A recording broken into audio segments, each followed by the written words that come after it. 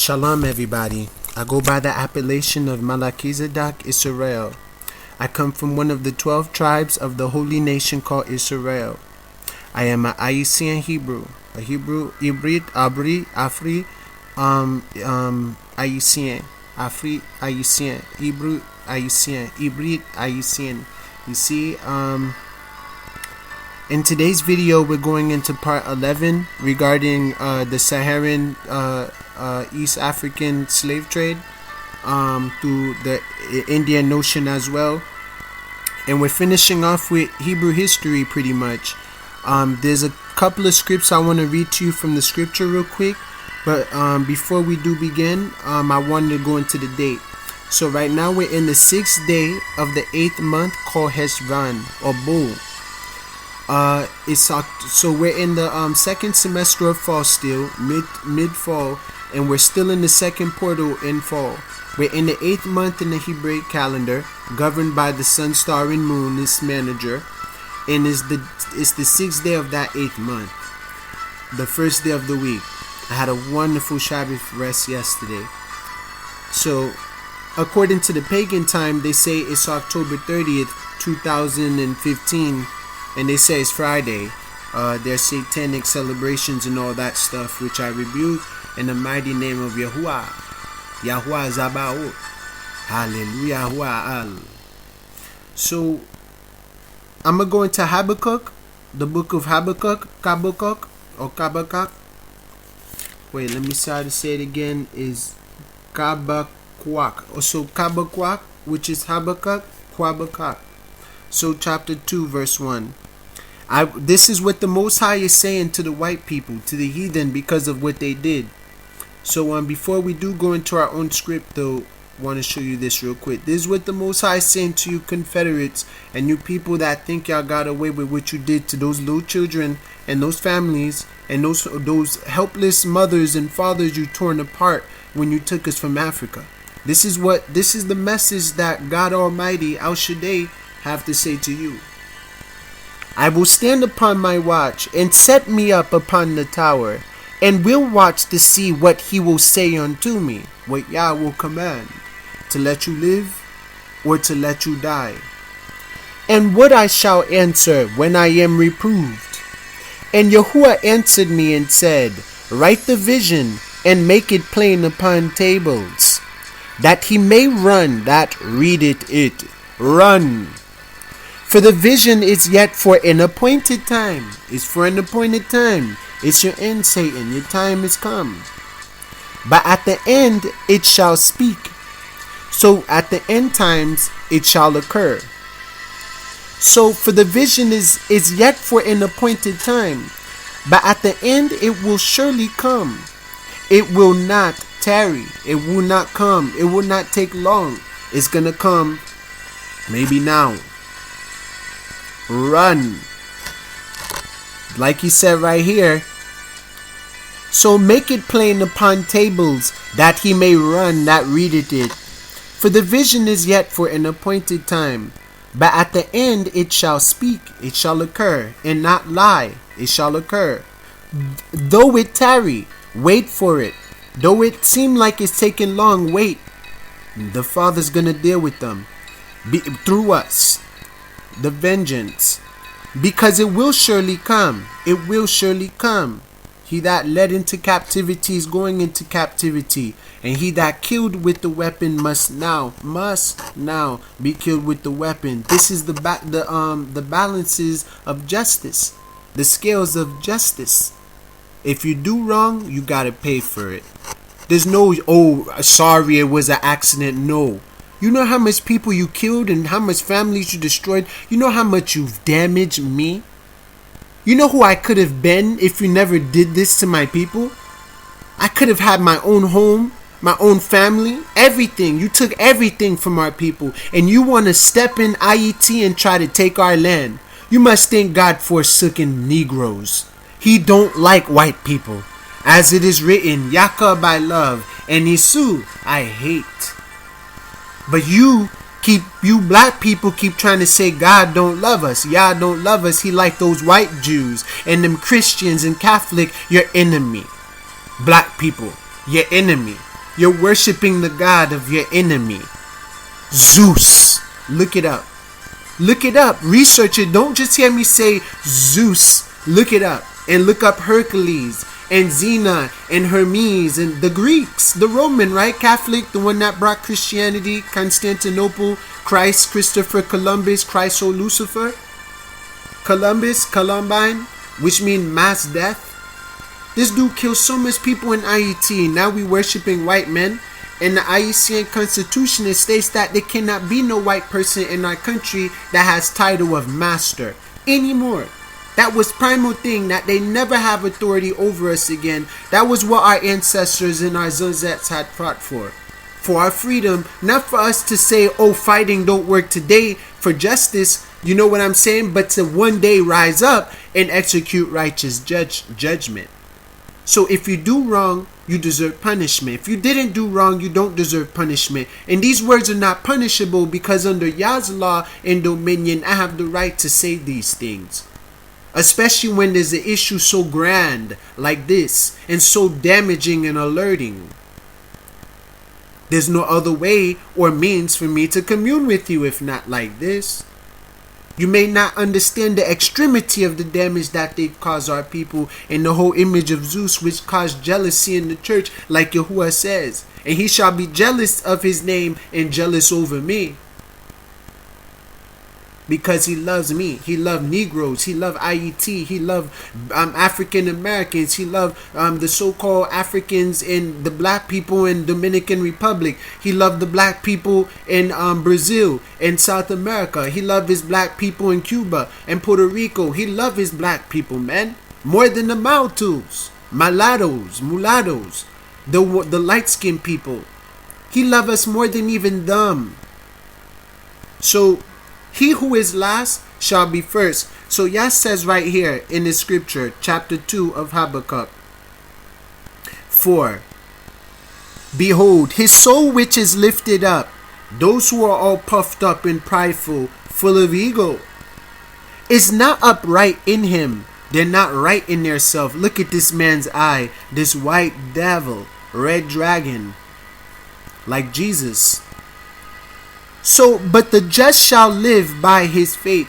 So the just, those who live in justice, in truth. Justice mean punishing sometimes and disciplining sometimes. Especially if you love your children, don't be trying to spare the rod and don't be trying to, abuse them either. Because children are human just like you, and they want some form of, freedom to a degree. But you teach them what you need to teach them while they're young, because when they grow up, Satan will take them from your hands. He done it to many Christian families before because they're not well prepared to fight against deception, because they're too busy worshiping a white man instead of fighting the good fight within the mind, within the body, within the emotion itself. You see, so the children won't be able to have control over their body and end up having sex with him, and all this stuff, and he's catching AIDS here, herpes there. You gotta teach your children righteous instruction while they're young. And don't force it upon them. Just teach them like, yo, just watch out. Some dudes ain't what you think they are. I'm being real with you, my child. Some guys, all they want is, so make sure his heart is straight. Make sure his heart is in the right place. Make sure he love you for who you are without having to feel inside you. You see, children need to understand that, because then that let them know they got a certain degree of power over those sexual energies within, which these Egyptians and the government been trying to hyper activate in junk, especially through the hormones in food. Makes you horny like a donkey. So people, man, the music promoting fornication, and you Negroes are part of the Gentiles blaspheming the Most High's name, because it's like Negroes can't be his children. Look at them. Look at that one. Pants sagging below the butt. Does he know where that come from? Does he know any history? Go try to bring a book in front of a Negro. See how fast he run. But if you see a white man with nice face and all that, see how quick he approaches it. And label it hero. The white man, blah, they came here to save me. They love me. White people love white Jesus. Oh, yeah, they love you, all right. That's why you're a slave. That type of ideology keeps you a slave. You specifically are enslaved mentally, others financially, because of them monopolizing everything. So, them with their soul which is lifted up is not upright in their self. Them Jesus Christ people are not upright in their self, the Christians. But the just Israel shall live by his faith. Amuan. Yeah, also, because he transgressed by wine, oil, he is a proud man, neither keepeth at home, who enlargeth his desire as hell, and as death, Sheol, and cannot be satisfied. They're never satisfied. They never are. They want more blood. But gathereth unto him all nations, like a new world order, which began in Ahiti first, Española, New Spain. You see, Little Spain. The Americas, the United Continents of the Americas. They call it the West Indies. And Jamaica, Barbados, Trinidad is kind of part of it too. But technically, all of the West is West Africa, because that is the motherland. So we are on our land and soil. These terrorists, these whites, these goyim, these heathen Gentile white devils need to go back up to their damn cold mountains up there and stuff and get them a brand new coat on their way. And go ahead and get some freaking cheetah skin from Africa and stuff and wear it to their home and show their color. Evil, demonic, senseless, unforgiving, non-understanding beasts. As in a 4-footed creature. No hands. They're a devil. And so is Jesus. Their image, which is Jupiter. Baal. So yeah, because he transgressed by wine, he is proud, a proud man. Neither keepeth at home, who enlargeth his desire as hell, and is as death, and cannot be satisfied, but gathereth unto him all nations, and heapeth unto him all people. Shall not all these take up a parable against him? Should not us, the messengers and children of Yah, speak parables and metaphors against him? Taunts? Huh, Satan? Your time is up. And a taunting proverb against him, and say, woe, death, to him that increaseth, like America, like Mecca, like Europe, like China, like Germany, like Russia, like the Ashkenaz, like the Khazars. Woe to him that increaseth that which is not his, you thieves. How long until justice come? And to him that laddeth himself with thick clay, shall they not rise up suddenly that shall bite thee? Yes, we shall rise up suddenly. And awake that shall vex thee. Amen. And thou shalt be for booties unto them. Because thou hast spoiled many nations, you white devils, you Jesus Christ Christian whites of Europe. All the remnant of the people shall spoil thee. All the rest of us will destroy you like Toussaint Louverture. Because of, and Jean-Jacques Dessalines, because of men's blood, because of our blood, Hebraic, and for the violence of the land, like Ahiti, of the city, the ghettos, in America, and all that dwell therein, in those places, even in South America, Jamaica, Barbados, Trinidad, and all these places where our people were sent, even up north to France, and Spain, and Germany. Our people's up there too, and in Ireland, and Portugal. So, woe to them that increase it which is not theirs. How long? Shall they not rise up suddenly that shall bite thee, and awake that vex thee, and thou shalt be for booties unto them? Because thou hast spoiled many nations, all the remnant of the people shall spoil thee, because of men's blood, and for the violence of the land, of the city, and of all that dwell therein. Who else done is wicked as this man? This image right here, this image of terror. Jesus, Woe to him that coveteth an evil covetousness, that desire a evil desire, to his house. Oh, pardon me. Let me make sure this is going right.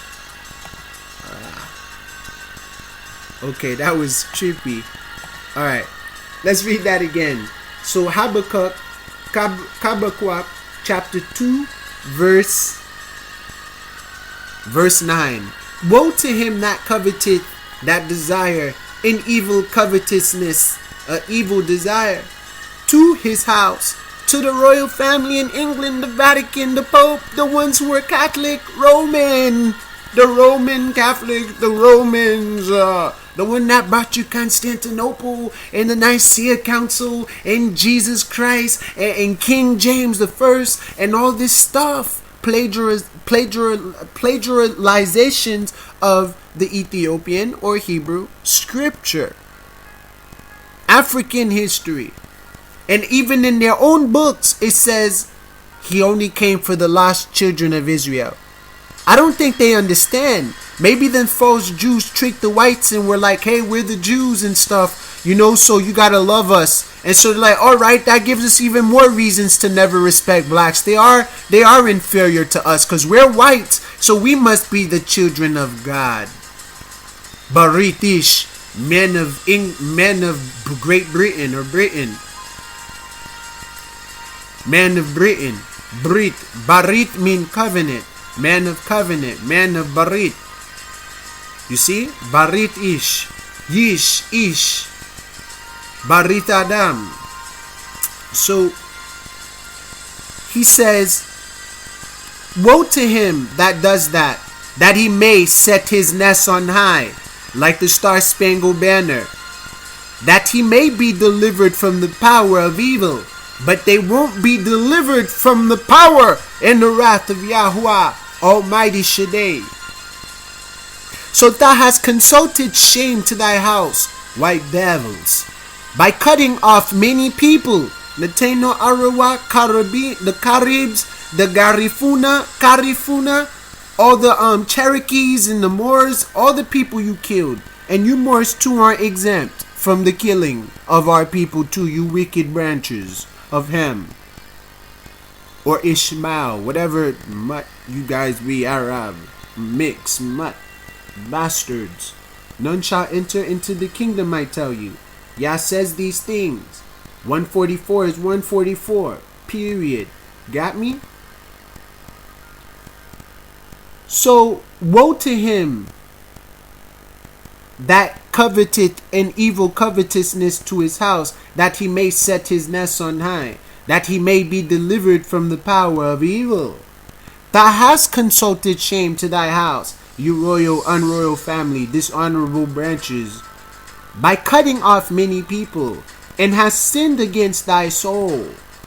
For the stone shall cry out of the wall, and the beam out of the timber shall answer it. Woe to him that buildeth the town with blood. The whites, how they built America, their colonists, their settlers, their migrants, their pilgrims, their strangers. They fit the descriptions too perfect. They are strangers to the motherland, Africa. Africa is against them too. They better not even try to go in the jungle. We'll kill them. Guerrilla warfare. A lion will ever even tell you a male protects his cubs and his wife and his territory. Where you guys at? Y'all been declawed and detoothed? Y'all, your eyeballs are gone? Your ears are wax? What is it? What's going on? Why are we still a slave? You're afraid of death? Is that what it is? You forgot Yahusha conquered death and hell? And that death and hell was going to be cast into the everlasting lake of fire and brimstone? Woe to them that buildeth the town with blood, and establisheth the city by iniquity. Behold, is it not of Yahuwah Tazabaoth that the people shall labor in the very fire? They shall labor in the fire. They shall burn in Labana Ash. Kodash. And the people shall weary themselves for very vanity. No, we don't need to worry ourselves over these vain damn Christian goyims from England. My people's not from England. You damage my people. I love my people. I hate white Christians because they're not us. They're liars. And they trick black so-called Christians, which are really Hebrew Israelites, special people unto Yah. But they can't even accept it because you lied to them for so long. Deprived them of intellect and understanding for so long. And I shall love and forgive you? Get yourself out of my book, white man. So, woe to him that buildeth the town with blood, and establisheth the city by iniquity. Behold, is it not of Yahuwah Zabaoth that the people shall labor in the very fire? Yes. And the people shall weary themselves for very vanity? For the earth shall be filled with the knowledge of glory, the thought of the glory, hakabod, of Yahuwah, of the spirit and truth, the thought of truth, of justice, righteousness. It's like an everlasting water, fountain of water, fountain of youth, truth, ruthless. It hurt. It's like a jaggering knife into the gut of evil. Every time you beam light and shine light, their body vibrate. Run, him that readeth this, if you are not of us. And Zabaoth Yahuwah, the good, Hatov. So behold, is it not of Yahuwah Zabaoth that the people shall labor in the very fire, and the people shall weary themselves for very vanity? For the earth shall be filled with the knowledge, Hadot, of the glory of Yahuwah, Hakabod shall Yahuwah, as the waters cover the sea, covered in spirit like clouds. Woe, death unto him that giveth his neighbor drink, that protest puttest thy bottle to him, and makest him drunken also. Like, here, drink for no reason. Ha ha ha ha. You know, white people, how they be doing when they go to bars and drink. That thou mayest look on their nakedness, so you can see them look stupid. Thou were filled with shame for glory. Drink thou also wrath, and let thy foreskin be uncovered. Exactly, your sins. The cup of Yahuwah's right hand, the cup of wrath of Yahusha, Hamashiach, Hamalak, Yis-RoyAl, Ha'al, Abram, Isaac, and Jacob. So the cup of Yahuwah's right hand shall be turned unto thee, like America's Statue of Liberty, and shameful spewing shall be on thy glory. They're gonna be pissed on your Statue of Liberty, because there's no liberty in that. For the violence of Lebanon shall cover thee, and the spoil of beasts, which made them afraid, terrorists, terror, because of men's blood, killing, and for the violence of the land, of the city, and of all that dwell therein, because of what you did to niggas. 18. What profiteth the graven image, Jesus, the graven image, that the maker thereof, the Christian whites from Europe, had graven? Huh? What is so powerful about the damn image? Why are you worshipping that damn image? The molten image, and the teacher of lies, Jesus, that the maker of his work trusted therein. The Christians trusted therein, and their Lord, King James, to make dumb idols, which mean idols that can't speak. Woe unto him, death unto the Christian, Catholic, Muslims, and Buddhists, and Hindu, that said to the wood, that saith to the wood, which are Christians, awake, leve bonje, to the dumb stone, to Mecca Muslims, arise, it shall teach, Muhammad shall teach. And these are the two people who have destroyed our people. The Europeans that bow down to the wood is pretty much the Roman Catholic in disguise. And the ones that bow down to stone is Mecca, the Muslims. So Catholics and Muslims, the West Atlantic slave trade, and the East African Saharan Arabian Islamic slave trade under Muhammad. You see, the false prophet, which they say rise and stuff. You see? So woe unto him that saith to the wood, awake, to the dumb stone, arise. It shall teach. Behold, it is laid over with gold and silver, and there is no breath at all in the midst of it. But Yahuwah, Spirit and truth, the one that exists, is in his holy temple, in his set apart dwelling, which is with us and in us. Let all the earth keep silence before him. So these people will be judged. They're not getting off the leash. I'm not racist. I'm not prejudiced. I'm not discriminative. But it makes sense that this is what nature called for after seeing the death of its own inhabitants. Remember, earth owns us. My cells don't run me. We are the cells of earth. We don't run earth. Earth runs us. And if we don't do what it needs and what is necessary and what it wants, it will flush us out like bad poop coming out of your belly. So there's no way my cells will have control over me. There's no way we'll have control over earth other than being a healing to it, and it doesn't wipe us out with its blast. So it's your time. Your time is up. Yeah, go tell your hillbilly friends that I said it, Uncle Hank. King of the hill, huh? You're going to be meeting the king of the jungle. Of Afri, Ibri. Of the Hebrews. Ka, land. Ibrika, Africa. Africa. So let's go ahead and continue on with a couple more scriptures which validates why we're in this position.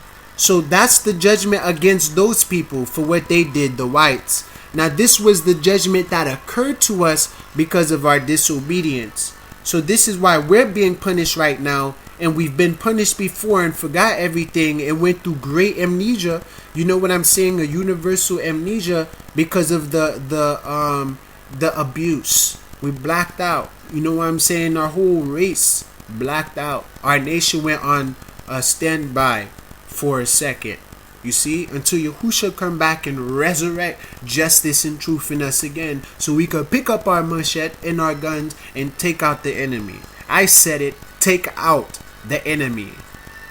The enemy of truth, the enemy of true truth, the enemy of true justice, just justice, and the enemy of the most high power, which is nature-al. Natural law. Kill or be killed. There's no such thing as turning the cheek in the jungle. You're risking to die tonight. But once again, we have a so-called African spirituality or a so-called Hebrew Israelite priesthood powers which we can use on them without having to touch them. They can be cursed by our condemnation. The Most High gave us the power to bind them on earth, and what we bind on earth will be bound in heaven. Raphael, chain them up, get them. Michael, fight with them. Gabriel, throw them into jail. So Deuteronomy chapter 29 verse 28. And Yahuwah rooted them. Yahuwah rooted the Negroes out of their land in anger. So he took us out of our land in anger because of what we did to provoke him. But that doesn't mean he loved the whites though because of anything. He was just mad at the ones that he loved. He was still focused on his wife, not a new chick. You see what I'm saying, right? So when Yahuwah rooted them, the Negroes, out of their land in anger and in wrath and in great indignation, and cast them, the Negroes, into another land. That's why we know he's talking about us, because he cast the Hebrews, Africans, into another land, another America, Amori, like love me land or lovely land or something like that, like Amor. But I'm not sure. But yeah, so Africa to America, as it is today, as it is this day. So the Most High knew we would be reading this today. He was waiting for me to crack the seal. Judah, Yehuda, Ahiti, Port-au-Prince, Judah. So Deuteronomy chapter 29 verse 29. Those things which are revealed belong unto us. So these things which are revealed that you're starting to see in the scripture, these things that which are revealed in the Bible, those things which are revealed in the scriptures, New Testament and Old Testament, belong unto us. It belong unto the Negroes he cast out of the land in his anger. So it belongs unto us and to our children forever. This book was not made for whites or Christians or Catholics or Muslim or Buddhists. It was made for us. But hey, now they know what's coming. And now they can't get it out of their head, and they're doing their best to prepare to fight against the Lamb on his white horse, King of Kings, Lord of Lords. He's coming. So that we may do all the words of this law. So that we may do all the words of this law. Now that we have identified ourselves through the punishments. You see, he's not going to blatantly say you're black or nothing like that. This part's where Solomon say he's black and don't look upon me because of that. But in this particular part, he has cursed his people. He had scattered them from their land. So how the hell were those white Jews in our land claiming that they're the Jews and they've been founded in 18 what? That's a false nation, Goyims. Because if you think about it, if we're scattered, how are we gathered? That would contradict scripture, you see? So those fake Jews, like Revelation say, are a synagogue of Satan. So they're called Khazars. Khazar. And Ashkenazis, children of Japhet.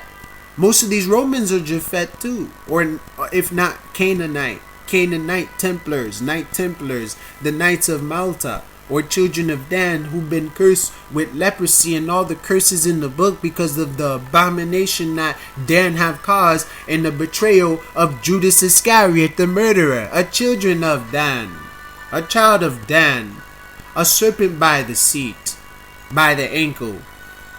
But Judah still triumphed. Yehuda was still triumphing. Yahusha HaMashiach, Yahusha HaMashiach, Yahusha HaMashiach. Hamalak, Yahuda, Yahudi, Ha-Yahudi, the Jews. So we know what we worship because salvation is for the oppressed. It's for us, the Jews, the ones that been cast out their land. And unless he brings them back, they shall perish under the hands of the oppressor and enemy, like a time in Egypt under Pharaoh. Now it's the white man, and you got the pyramid on the back of the dollar bill, and everyone's serving mammon. They're not serving Yah. They live for the flesh. They don't live for the spirit. And they kill the prophets still today, like me, who tell them this truth, which is justice, because there's no justice without truth, and no truth without justice. You can't have a court system if there's no truth, because that's where justice comes from. So when the Most High come, the true truth and the true light, that will become flesh again on earth, manifest like transfiguration on the Mount of Olives. He will destroy the enemy as it is predicted and prophesied in scripture. And we're talking about the Christians, the Catholics, the Muslims, the Buddhists, and the Hindu. Their time is up. And the Most High have sent Islam, the sword, to persecute the Christians because they've been worshiping Zeus, the gods of the Romans and the Catholics. So, and the Catholics work closely side by side with the Muslims. They're like their army. Other than the British Mafia and Illuminati and the Brotherhood of the Snakes and Dragon and they're evil. There's nothing good about them. And they expose themselves through their flags, through their symbols, through their clothing, through their performances. But you just have to take a step back and look real quick. And then you'll be like, oh. And then you'll get scared for a minute, very scared. But then scripture slap you in the heart and be like, thou shalt not fear them. Thou shalt be courageous. Thou shalt be forever bold. And then when you read scripture like that, it prepares you for what's coming. So subconsciously, automatically, we're being prepared to fight against a great big enemy like Behemoth, in Aviathan. So, and Psalms 147 verse 20. He hath not dealt so with any other nation. So Yah never had dealt like this with any other nation. And as for his judgments, as for the Most High's judgments, because they keep saying don't judge me, that means they don't understand this is what the Bible said. They have not known them. So the Christian white people never taught you anything because they don't know the scripture. Because those things which are revealed belong unto us and to our children forever. And we may that we may do all the words of this Tanakh, of this Torah. So he hath not dealt, Yah have not dealt so with any other nation. He stood true to his wife even in the stage of divorce. You know? And as for his judgments, Huwa Shafat, Mishpat, they have not known them.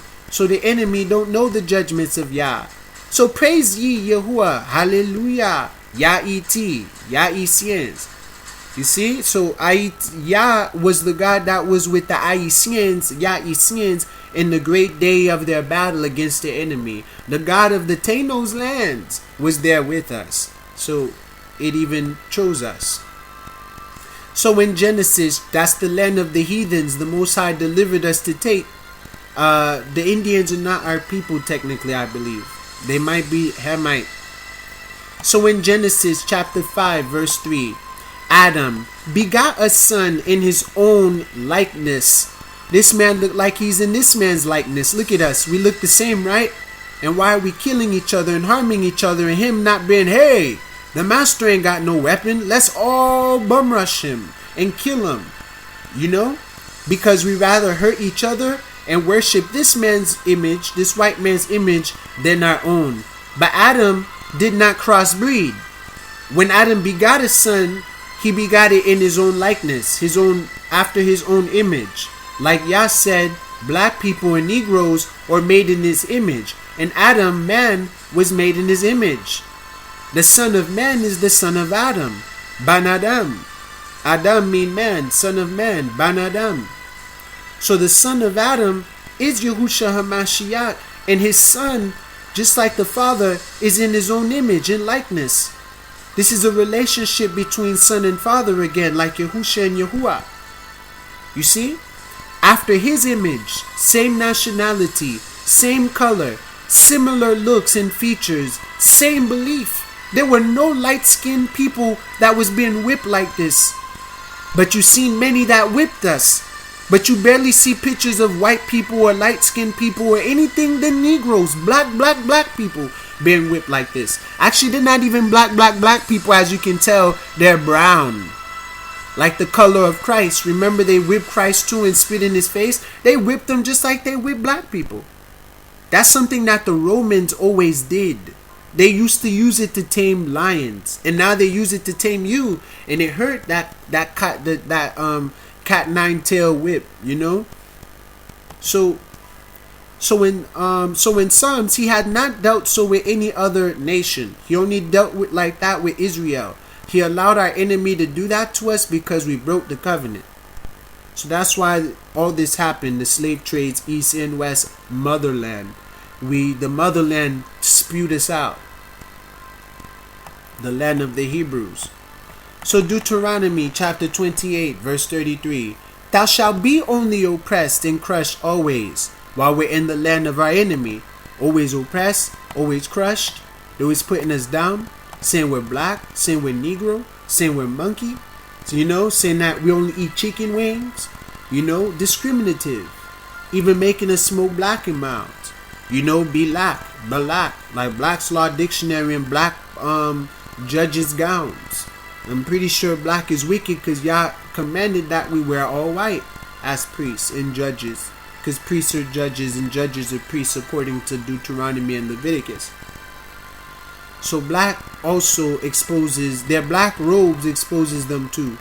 And they wear Roman style clothing, and their room is under Admiralty, which is under the bar, the British Admiralty regulations. So yeah, Rome is back, and they're the ones who brought you Christianity and Jesus, but they're not the ones who created the Bible.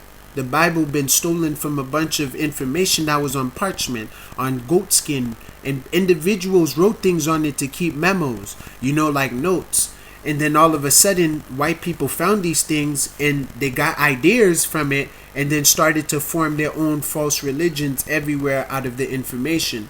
So, but the Bible is the closest to accuracy than many other books, even King James, even though he was Scottish white and had slaves. But you need to start learning Hebrew, Paleo Hebrew, ancient Hebrew, and really understand what scriptures say in the original tongue. Because they did too much to us for us to keep trusting their stuff. I don't trust it. I got to know a little bit more about my Father in his name, in his tongue, in his language. Halaluyahnu. So thou shall be only oppressed and crushed always, so that you shall be mad for the sight of thine eyes, which thou shalt see. Does this make you mad? Does this stir something up inside of you? Does it make you feel what kind of way? Make you feel some type of way. And it's sad that they use that to make you feel a bad type of way instead of making you want to know the truth about what's going on type of way. So I hope that made you feel a type of way about these false prophets in hip-hop, because musicians are prophets. Remember, in the Bible, the Levites, which are the priests, prophets, the seers, they were the musicians of Israel. So therefore, musicians are priests. They're ministers, and they're ministering a sermon to you through the music. So they're not making you feel a type of way that you may want to feel later on in the future after it takes heavy effect on you and you still don't know about this. So thou shalt be mad for the sight of thine eyes, which thou shalt see. Yahuwah shall bring thee and thy king, which thou shalt set over thee, unto a nation which neither thou nor thy fathers have known. So the Father said he shall bring us and our king to a place, to a nation which neither our forefathers have known, America and stuff like that, which mean we weren't here originally, and the Indians are not Israelite. So when there shalt thou serve other gods, and there we shall serve other gods, wood and stone, which is Christian, Catholic, and Muslims. Wood and stone. Serve other gods. There thou shalt serve other gods. You can't tell me Christianity is the truth. It's crazy. And look at this. All in the name of Islam. So when thou shalt become in astonishment, like, oh my God, the hood, an astonishment, a proverb like nigger, and a byword, black, among all the nations, yet we are a nation, but they don't acknowledge us as such. Among all the nations, the goyims, which Yahuwah shall lead thee. So y'all don't love all the nations. He's just allowing them to punish us since they already have a wicked nature anyway. So in Jeremiah, Yaramayyahu, chapter 29, verse 4. So call on me, Yahuwah Ruach, and come and pray to me, and I will listen to you. So call on me, Yahuwah Ruach, and come and pray to Yahuwah Ruach. And Yahuwah Ruach, he is spirit, the self-existing spirit, Ruach HaKadosh, will listen to you. So pray to your power, pray to Yah again, Ahiti. Get connected with your African, Afri, which mean Hebrew spirituality again. Afri, Abri, Ibri. So you will seek me and find me when you seek me. So you will seek justice and find justice when you seek justice with all your heart. So seek for Yah, Yahuwah Ruach, the self-existing spirit of justice. I will be found by you, so you will find him. He's findable. You can find Yah. He's with you and in you, dwelling in this holy temple. In the Israelites, he's not in every temple. So declares Ha'adan, and will bring you back from captivity. So if we call on him and on his right name, which is Yahuwah Ruach, because it's not Jesus Christ, he will save us from this captivity which he sent us to, where we're serving other gods, wood and stone, the cross and the box. I will gather you from all the nations. He will gather us from.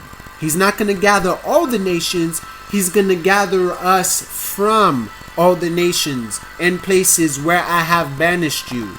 Because we've been banished out of our motherland, Africa, the land of the Hebrews, declares Ha'adan, and will bring you back to the place from which I carried you into exile, and to Tazayon, or even the Garden of Eden.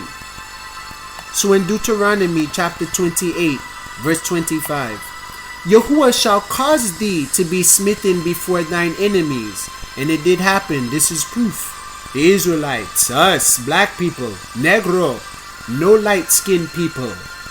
Thou shalt go out one way against them, against the enemy while we're cursed, and flee 7 ways before them. We shall run away like police chasing us, and you see Negroes hopping over the fence. Bad boys, what you want? What you wanna do? And you know, I don't know how the heck it go, but yeah. But ye shall flee, run, police, yo, the Jakes. 7 ways before them, like a little, and shall be removed from your original inhabitants, into all the kingdoms of the earth. Into all the kingdoms of the earth. So how do you know that the 12 tribes are only in the 12 places that you said in that 12 tribe chart, when we've been scattered in more than 12 places? We've been removed into all the kingdoms of the earth. Who have been through that? What, the freaking white Jews in our land right now, who only had a little Holocaust while they were in Germany because they're Germans, and they got kicked out of Germany? They don't even have an identity or a nationality. Like, those Jews are at the bottom of it all. And they've been oppressed too, I understand, because they're white trash. White trash. They're all white trash, and they'll always be white trash. And the Most High will prove that He loves us. They will come before us and kiss our feet. And it have happened already if y'all want me to show you a picture of it. Yah does not love white people for what they did. And thy carcass shall be meat unto all fowls of the air. So our body will lay in the ground as black people, so the Air Force and all that can eat us up. Or the birds in the sky and the vultures eat our dead bodies and our children, and you still praying in the name of the white God Jesus. And unto the beasts of the earth, the devils, the governments, and no man shall fray them away, and no one will want to chase away the white man or Jesus or the image out. So here you will serve other gods that your father have not known. This is heavy bondage. This was what we were afraid of. So Deuteronomy 28 verse 25. Yahuwah shall cause thee to be removed into all the kingdoms of the earth. Deuteronomy chapter 28 verse 64. Yahuwah shall scatter thee, Negro Israelites, among all people. Who else been through that? That was the West Atlantic slave trade, and the Saharan slave trade, and the Indian Ocean slave trade. Yahuwah shall scatter thee among all people, from the one end of the earth, from the east, the rising of the sun, even unto the other, even unto the west, into the West Indies, the Americas. And there thou shalt serve other gods, idols, Jesus, Jehovah, Yahweh, all this other stuff, which neither thou nor thy fathers have known, even wood, Catholic and Christians, dollars, ISIS, and stone, Islam. And the two things the Catholics and Islam got in common is that they worship the Egyptian god of the goddess Isis, in the form of Mary, and the form of ISIS, the Islamic State in Syria. New World Order under Islam, Sharia law, slave code. That's another code noir, Sharia law, under Allah. So they're our enemy. The Muslims, Obama is our greatest enemy. So in West Atlantic and Saharan slave trade, so 65. And so and there will serve other gods which our fathers never known. And among these nations, among these goyims, these heathens, enemies, among them shalt thou find no ease. We shall not find no ease, no peace. Neither shall the sole of thy foot have rest, because they'll have us working like hound dogs. Work means slavery. But Yahuwah shall give thee there a trembling heart, make us afraid of the police, the sheriff, the army, the squad, the CIA, the FBI, the NSA, all that stuff. Yahuwah shall give thee there a trembling heart and failing of eyes. You can't see the truth, and sorrow of mind. You're living in hell. Now you gotta smoke a cig or a blunt, or drink some liquor to drown out the pain of over 500 years. 500 years of slavery over people who are white-skinned, blue-eyed, and blonde hair, like that image the Christians tell me to worship is before Yah. So when thy life shall hang in doubt, so our life shall hang in doubt, like them hanging us up on ropes, like on Halloween day, the serving of Satan. So when thy life shall hang in doubt before thee, by the way they hung Yahusha, not crucified him, and thou shalt fear day and night, we shall be in terror day and night, fear, and shall have none assurance of thy life. We shall not know if we'll live today or tomorrow, after being removed from the east to the west, in a place we never been before. So Yahuwah, so in Deuteronomy 28 verse 64, Yahuwah shall scatter thee, the Negro Israelites, among all people from the one end of the earth, even unto the other. So take note. So and among these nations, we read that. So Deuteronomy 28 verse 27, the fear of thine heart, the fear of thy thoughts and mind, like if the white man's gonna arrest you or kill you or shoot you, wherewith thou shalt fear, like when you go into a courtroom. And for the sight of thine eyes, seeing what they do to people and using them for examples, which thou shalt see.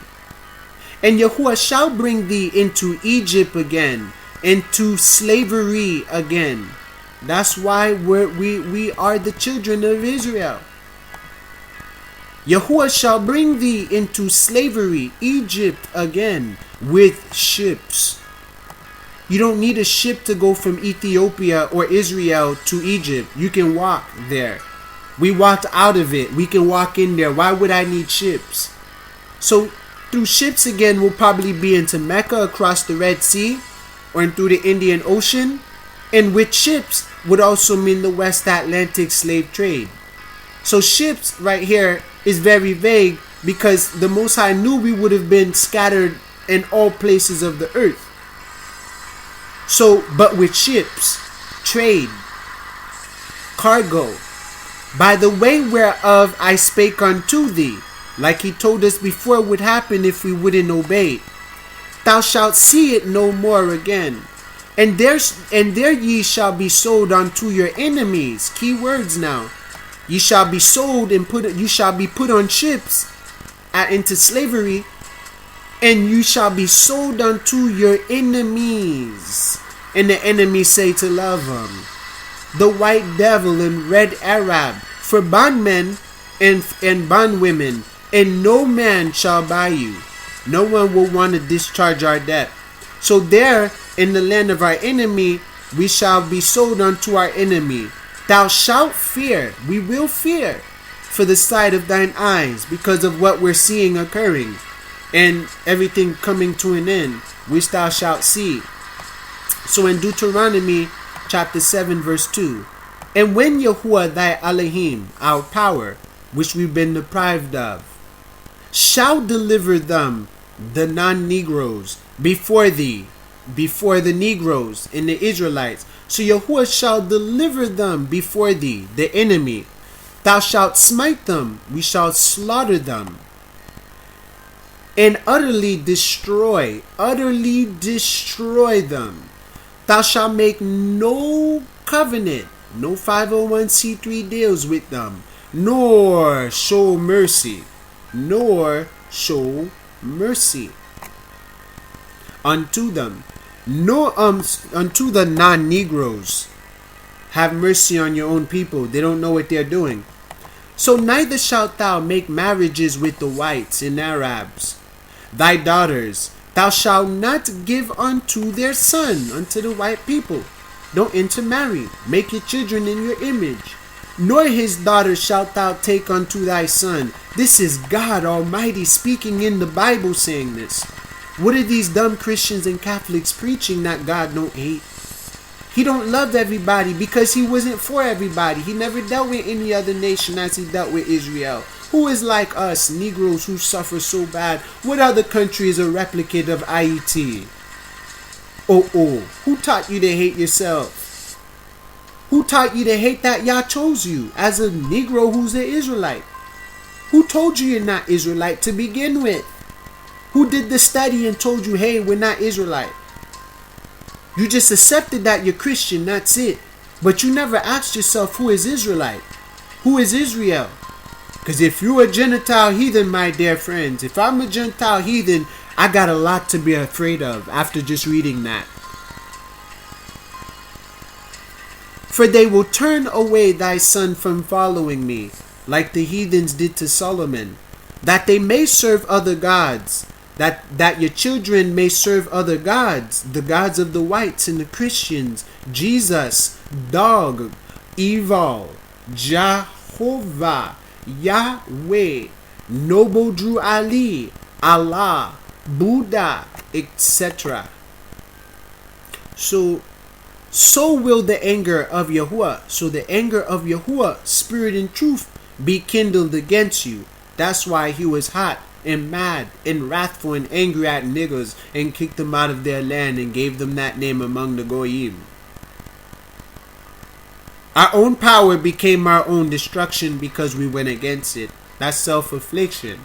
A house divided upon itself cannot stand. What's going on with niggers? Why don't they love one another and fight the common enemy in the good fight within, which is deception of self? Code noir. Should have called it code bleu. Red, white, and blue. So will the anger of Yahuwah, spirit and truth, be kindled against you and destroy thee suddenly, like he did to Israel and many other nations. The Lord giveth, the Lord taketh. Yahuwah giveth, Yahuwah taketh. But thus shall ye deal with them. But this is how we should deal with these heathens, these white people. Ye shall destroy their altars, destroy their crosses and boxes, and break down their images. Yah said to break down their images. Jesus, Allah, Kali Yuga, etc. And cut down their groves, their Christ massacre trees with the asterisk Jezebel star at the top and the ornaments of Baal all surrounding it with candy cane, the children of Cain, the devil. So cut down their groves and burn their graven images, Satan's claws, with fire.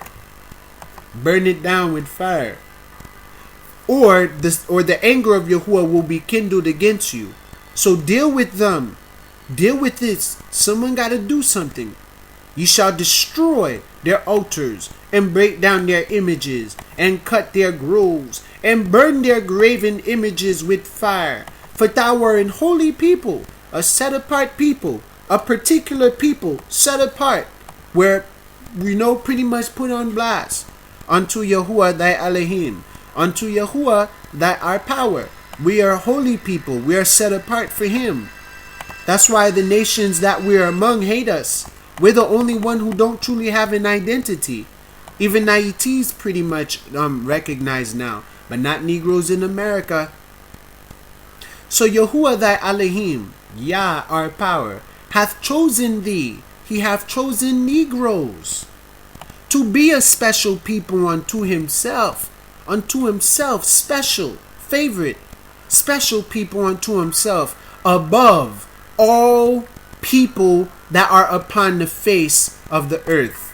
That's why he who is last shall be first, and he who is first shall be last. The enemy shall go into slavery, and he wants us to be above them. So in order for them to live, they got to be They gotta be oppressed, suppressed, so all the violence and the lies and the abominations and witchcraft stop. We need to oppress these whites. So Yahuwah did not set his love upon you, nor choose you because ye were more in number than any people. So Yah didn't set his seal upon my forehead for no reason.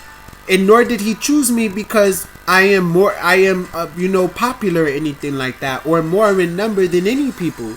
Like I got likes. No one like what I do. For ye were the fewest of all people.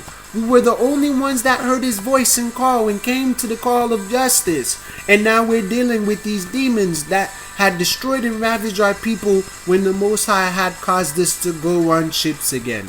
So in 8, but because Yahuwah loved you, Yahuwah loves Yis-RoyAl, Negroes. And because he would keep the oath, the sign, which he had sworn unto your fathers. So he made a promise to our forefathers. That's the main reason why he's coming to save us. Not because we did anything good. Hath Yahuwah brought you out with a mighty hand. With a mighty hand. Yod. So Yah is the Spirit's going to bring us out. And redeemed you out of the house of bondmen, out of slavery, from the hand of Pharaoh, king of Egypt, from the hand of the president, Pharaoh, the president of America, or the president of England, or whatever, of Mecca. Because all those represents ships again in slavery in Babylon. And they all come from Babylon, ancient Sumer, ancient Egypt, ancient Mesopotamia, and things like that. And it really comes from the children of Cain during the time of Adam and Eve. So know therefore that Yahuwah thy power, he is Elohim, he is God.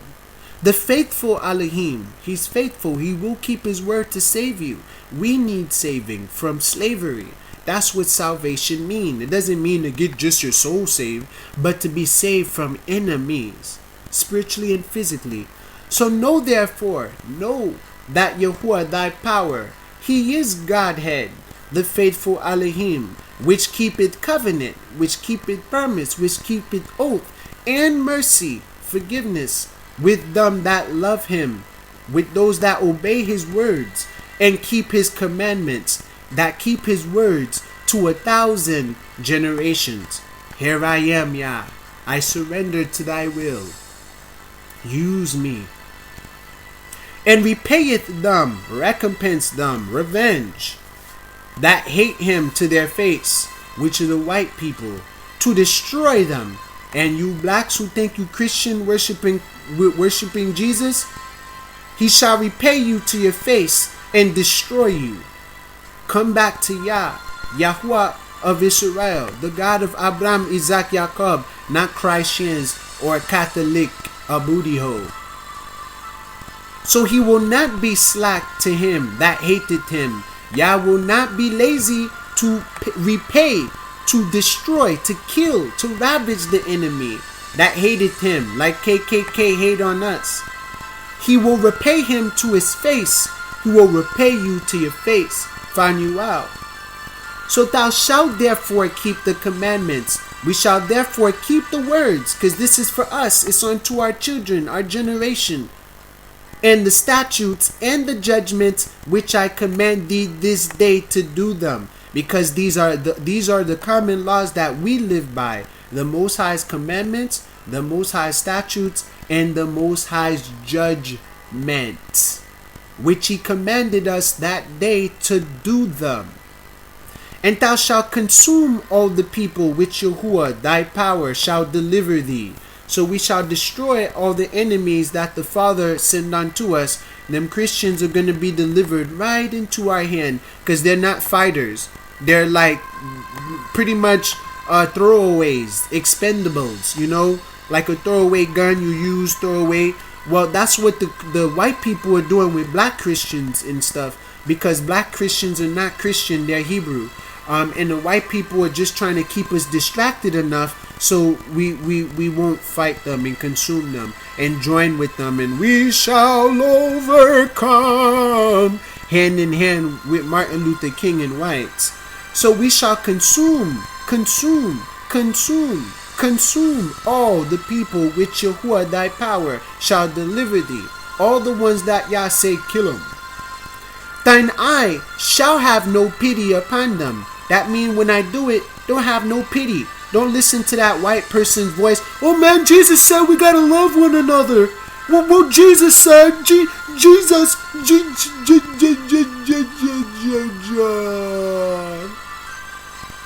Thou shalt consume all the people which Yahuwah thy Elohim shall deliver thee. Thine eye shall have no pity upon them. Neither shalt thou serve their gods. Zeus, we poop and pee in his name. For that will be a trap. It will be a trap to worship Jesus Christ for us. Because then we won't consume the enemy and will have pity upon them and disobey the commandment of Yah and be slack to them that hate us and fail to repay them that hate us to their face. Yah shows mercy unto thousands of them that love him and keep his commandments. Whom shall I fear?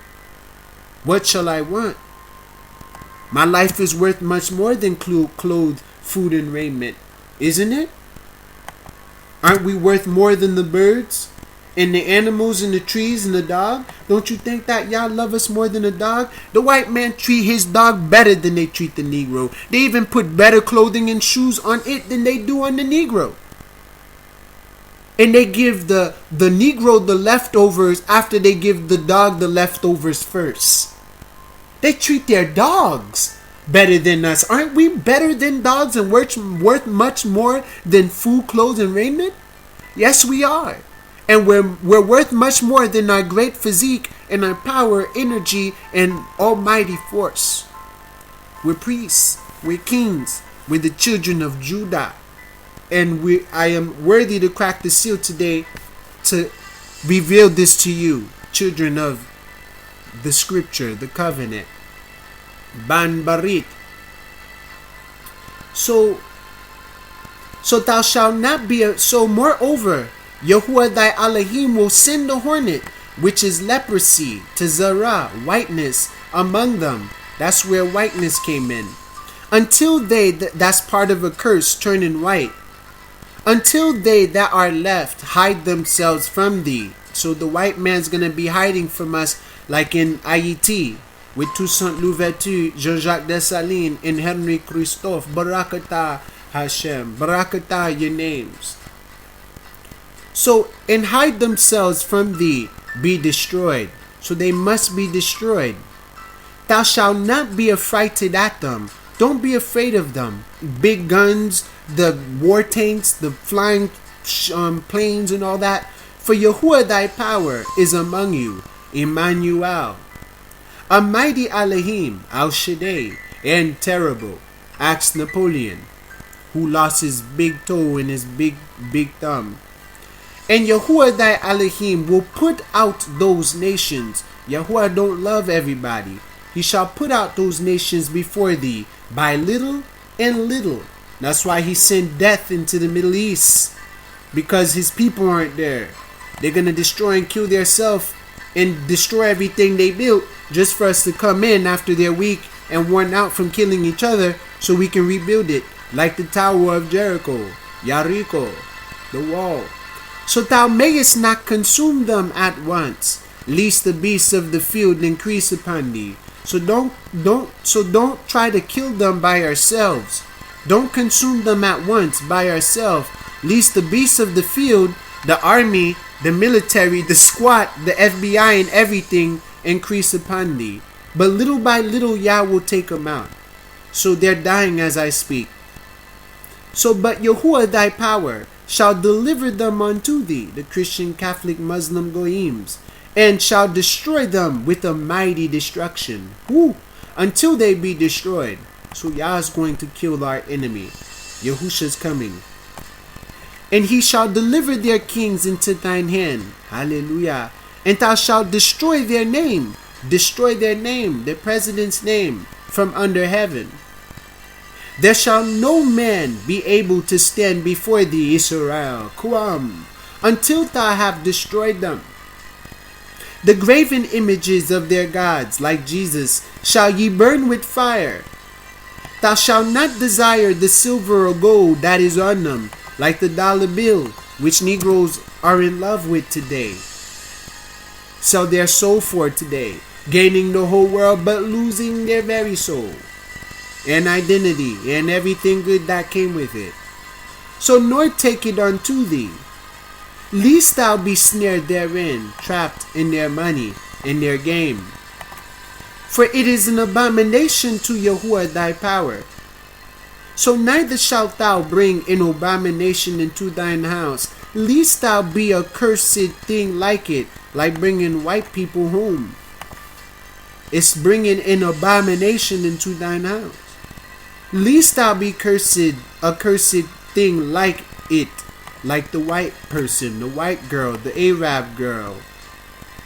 So, but thou shalt utterly detest it. We shall utterly hate being with white people. And thou shalt utterly abhor it. Do not mate with them. For it is a cursed thing. For those people are cursed indeed. That's what leprosy, hornet is. And until they that are left hide themselves from thee be destroyed. Thou shalt not be affrighted at them. They shall be affrighted at us. For Yahuwah thy power is among you, a mighty Elohim and terrible. So that was the scriptures that I wanted to really warm you guys up with today. So pardon me with that, but you guys have to understand we are definitely the children of Israel. And that's just a little taste right there. I'm going to put a video together for this right here too one day. But obviously the doors bust wide open. We are the ancients indeed. And Jesus Christ is black, dark skinned, brown, like Haitians, Negroes. And his name is not Jesus Christ. His true name, which we rely upon, is Yahusha. Yahusha Hamashiach. Hamashiach. Hamushayak. Mushayak. So, continuing on now with the whole thing about these Arabs and the Saharan slave trade. Now that we understand why we're in this position. So the Indian Ocean Trade Complex. The Indian Ocean Trade Complex was a very significant factor in the East-West exchanges. The Indian Ocean was the most important world trade area during the time of 600 BCE to 1450 BCE. So this sea-based route was chosen because it helped to transport the products from the producer to the customers at a quicker rate. Postpone. So this sea-based route, because the Indian Ocean was a route where the ships went, was chosen because it helped to transport the products, the slaves, the people, from the producer, from those who stolen us from our land, to the customers, the investors, the buyers of us. Remember, Yah said we will be sold unto our enemies, and there we shall serve other gods that our ancestors never known, wood and stone, at a quicker rate. So it also increased the profits. So we were money for them on their balance books, like a dollar bill, which guaranteed performance like a bond or promissory note. So which increased the economy in the nearby countries. That's why we enriched the other economies because we were slaves. So the Indian Ocean trade route extended from the coast of Africa, the land of the Hebrews, all the way through the Indian Ocean to East Asia. So the trips could last up to a year, depending on the monsoons, but they were very, very highly profitable. So the Roman period, the Iron Age. During the Roman period, the Indian Ocean route led to events as important as the development of Roman trade with India. So the Romans and the Indians, or India and the Indian Ocean, were dealing with transporting and trafficking human beings, Negroes. So, but the Buddhist Hindu period, you see, because these people are all part of that too, the Buddhists in the Hindu period.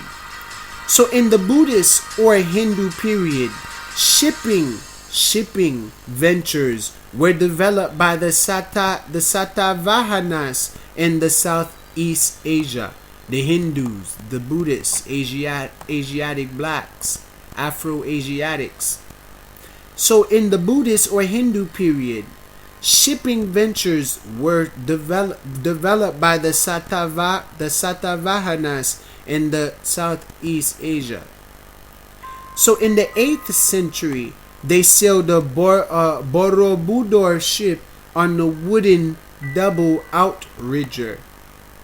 So a wooden double outrigger. So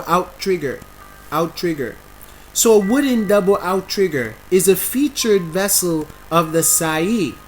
You see? So these were the type of boats they used. They're giving you intrinsic detail about the boat.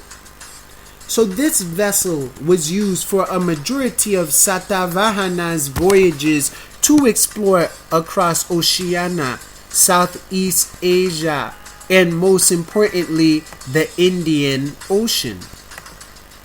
So the Muslim period.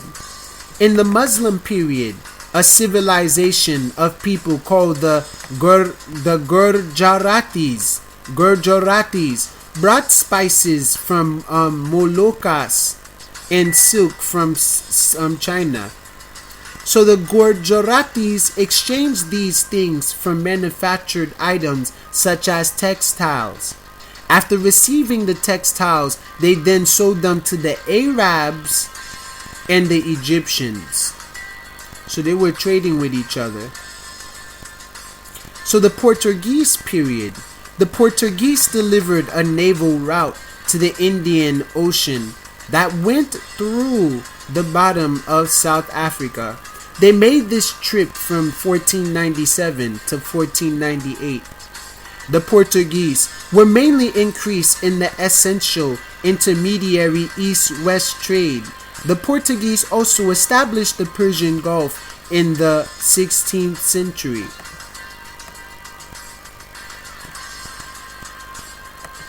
So culture.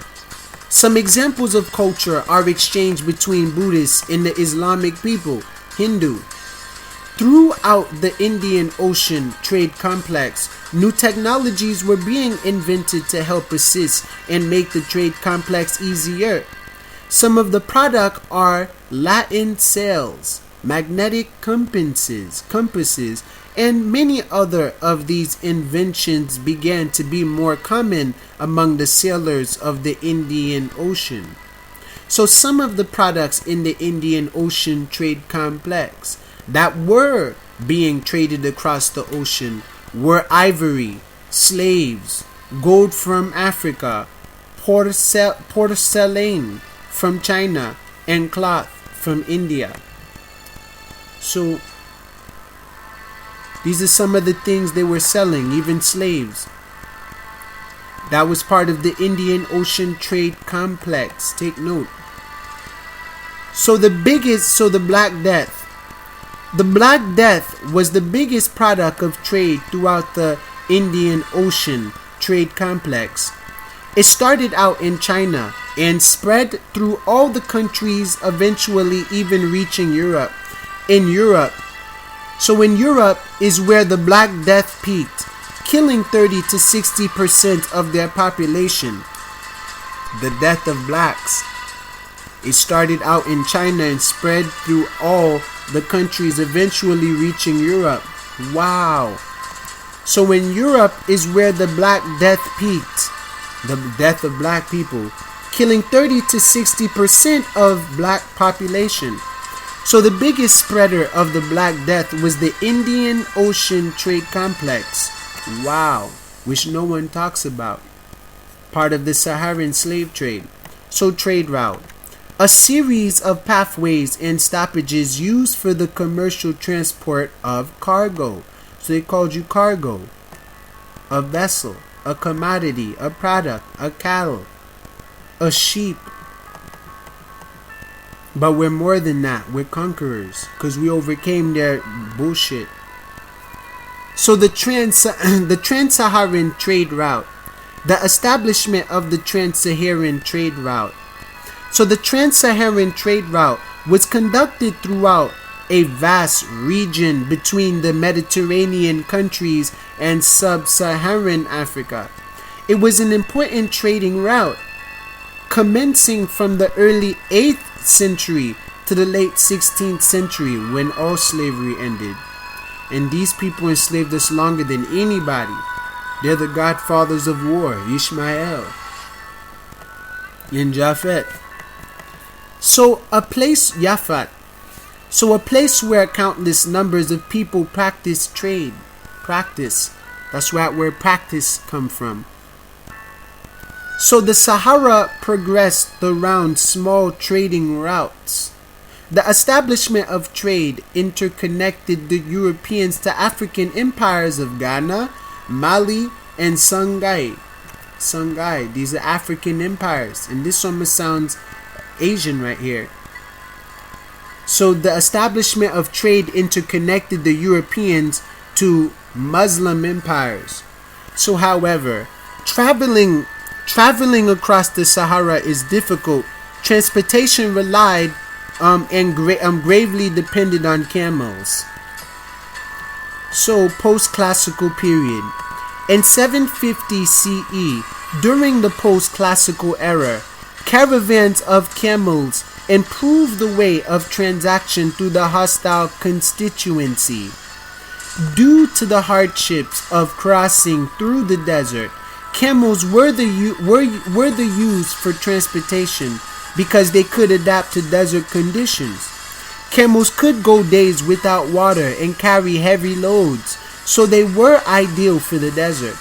A caravan of camels usually consisted of thousands of camels. Trade was primarily located in northern part of Africa. Flourishing cities that developed around this trans-Saharan trade route resulted in thriving population growth. So we built Mecca. Popular exchanges had consisted of spices and iron from Kush, like Yahusha, Kush, and India, tools, ceramics, silk, and beads from Europe and Asia. So the Asians took role in this too. They're not innocent. That's why they curse with whiteness over there, although they have African roots. So spices and slaves were locally among the empires. So empires prospered under the Saharan trade, and as an outcome, migrations, linguistic diffusion, and cross-cultural exchanges occurred. Fusion, one world order, merging. So Ghana Empire. The upsurge of the Ghana Empire was a result of the trans-Saharan trade route. The Saharan trade routes remain influential to Ghana's triumph, because they were also enslaving us too. So Kombi, a trade center during the realm. This is the Jezebel, moon Jezebel 5-point star, the whore. Isis. That's where it come from, and it used to go like this above Isis' head, by the way. Worship of the star, Jesus Christ, Jupiter, Saturn, Baal. So Kombi, a trade center during the realm, was the capital of Ghana's kingdom. Ghana's main imports were cloth, brocades, copper, and salt. The empire had possessed a great extent of gold, but were limited in salt. For that reason, the gold-salt trade among the Arab merchants in Ghana Empire prospered. So Arabs in Ghana were working close by. They may be Muslims like Mali and all them other people.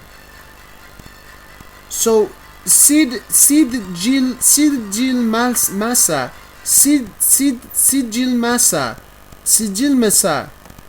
a commercial city where the gold salt trade began, ended in the gold expanse of Wangara. During this time, slaves or Negroes were being traded on a consistent basis. They were imported to serve as domestic servants or highly qualified slave warriors. Later on, Ghana would capture Adaghos,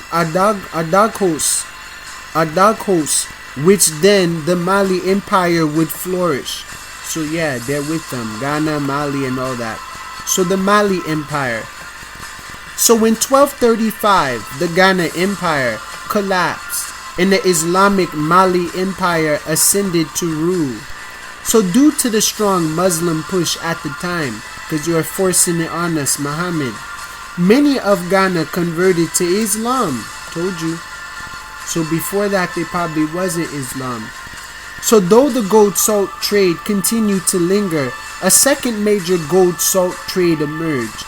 This route weaved through the Sahara and continued into Egypt's interior. As both routes thrived, the growing impact of Egypt's culture cultivated throughout Sudan. So the growing impact of Egypt's culture cultivated throughout Sudan, as both routes thrived through the Sahara and continued into Egypt's interior.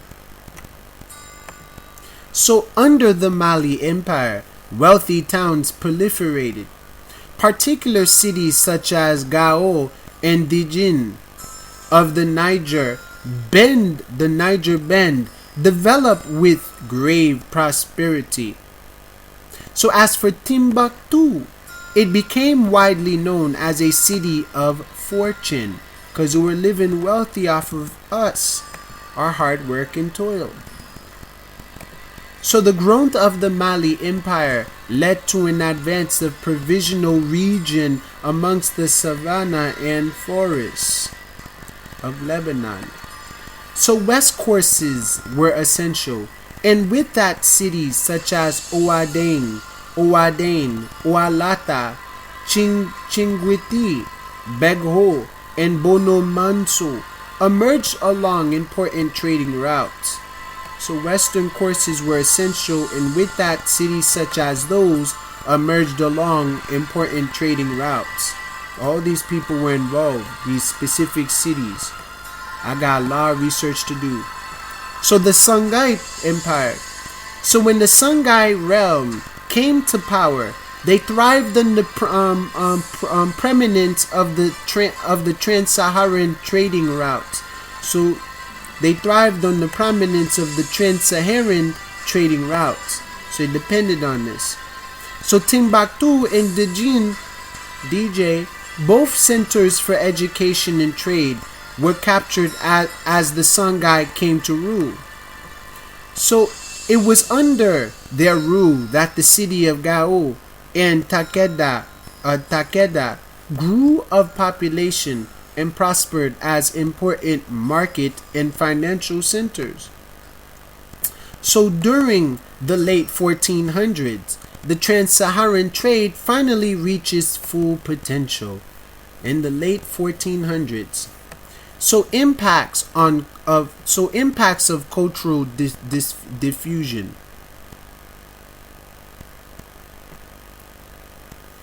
So more than just treasured merchandises were exchanged alongside the trans-Saharan routes. Cultural influences spread and mixed throughout Africa, especially thinking that we're Islam or Christian or Catholic or Muslim, and it's not true. That thing comes from a specific place and is to a specific family, but they try to force it on people. Us, we don't try to force Hebrew on people. We just want our own people to know that they're Hebrew and join up. We don't force you to be one. So Islamic religion spread across Africa and connected one culture to another. Boom. New World Order, Sharia law. So the beginning of this religious conversion has sparked the development of new trading routes. Not only did religion of Islam reach the hands of many, but the language brought by Arab merchants, Arab, the red people, like Arab, or Edom ignited as well. So as the empires of Ghana, Mali, and Songhai blossomed, keyword empires, so did the holy book of Quran and the Arabic language of Ishmael. So these cultures diffused together as major cities. So Ham and Arabs have mixed. So Ham and Ishmael. So these cultures diffused together as major cities and countries were affected by migrations and trade. So the classical era, the decline of the Saharan trade routes. So the Portuguese expeditions from West African coasts created innovative routes for trade between Europe and West Africa. The Portuguese expeditions from West Africa coast. So the establishments of European bases on the coast, like the United Nations ambassadors and embassies and all, became essential later in the 16th century, especially to claim now they're going to obey the Bible and stop enslaving Negroes. So we did not reach religious freedom though. We're still under religious slavery. So as the Saharan continued to be a traitorous route, it resulted in a weakening of political and economic implication of North Africa. So in 1591, the Moroccan War devastated and demolished Timbuktu and Gao, significant trading centers. So the outcome of the war reduced trade significantly. So the Moors had helped out significantly during that time. And by the way, Morocco was right near Spain that time. Wouldn't take long for Moors, the Spanish, to get into their land. So the real Spanish is actually the Moors. So the trans-Saharan trade routes still continued after the war. So after the French invasion, railroads were constructed and West African trade routes became less of a hassle. With railroads built by Negroes too, all work done by Negroes. So throughout the 19th century, the nations, the Goyims, experienced independence. They weren't bothered by what they did. No one ran them away. Where they got very high above us. Where then the north and south routes were assisted by national boundaries. So African roots, African American life under slavery. So general points. African American studies scholars approached their discussion of early to mid-modern slavery, 1440s to 1880s, in the Americas, that's just in the West, including the United States, by beginning with the people and conditions in Africa from the 16th century, 1501 to 1600, into the 19th century, 1801 to 1900. So scholars know from historical evidence that enslaved Africans, the majority of whom being teenagers and young adults, did not arrive in the Americas as blank slates, persons stripped of their culture and customs. We came here with it.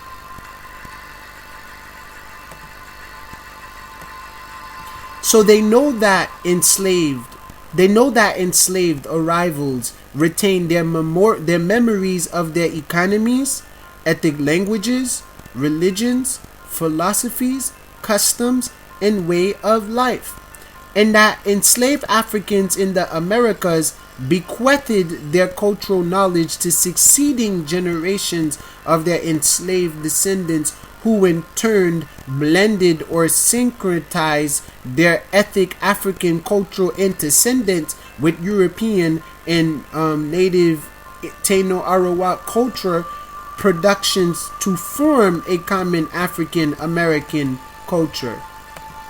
So like many of today's scholars, African Americanists, scholars of the African American experience, accept the scientific findings that Africa is the birthplace of all humanoid species, including modern human beings, Homo sapiens.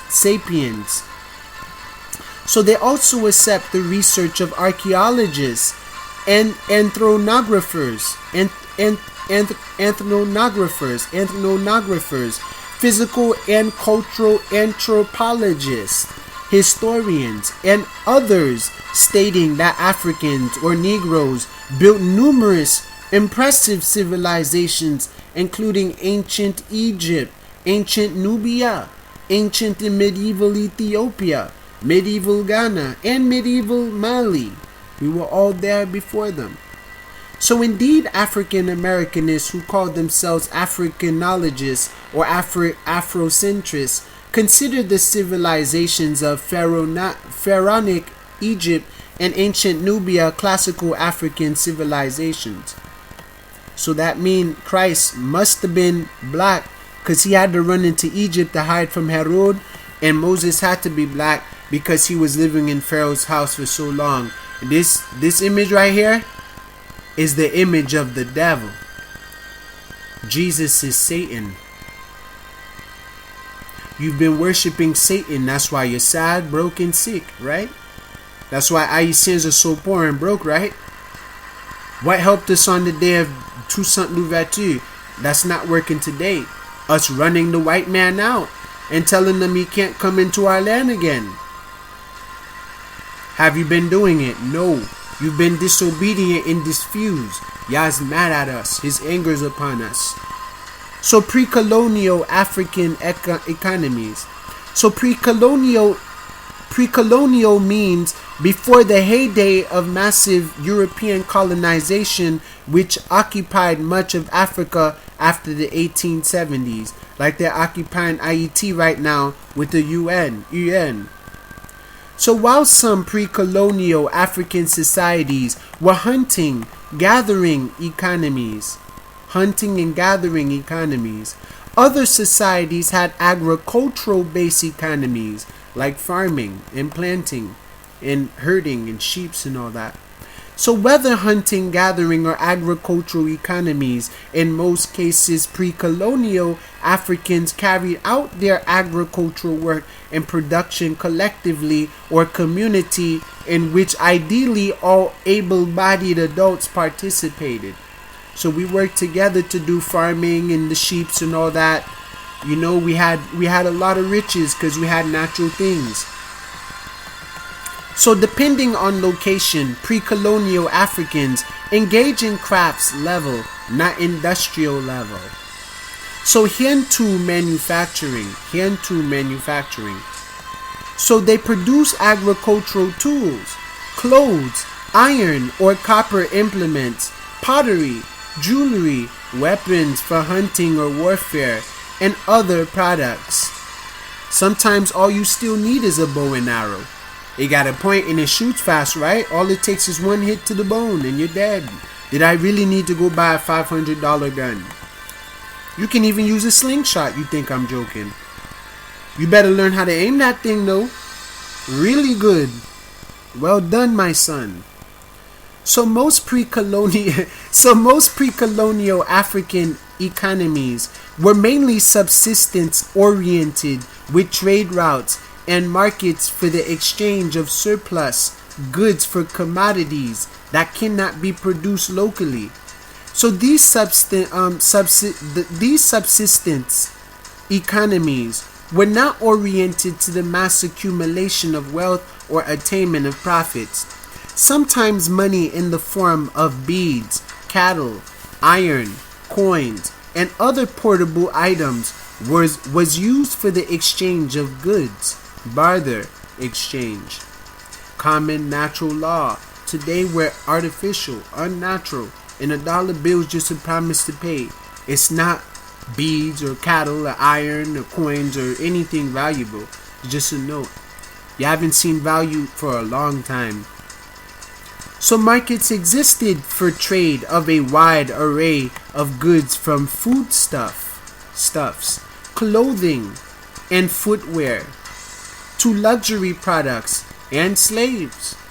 So more on slavery in pre-colonial Africa is discussed below.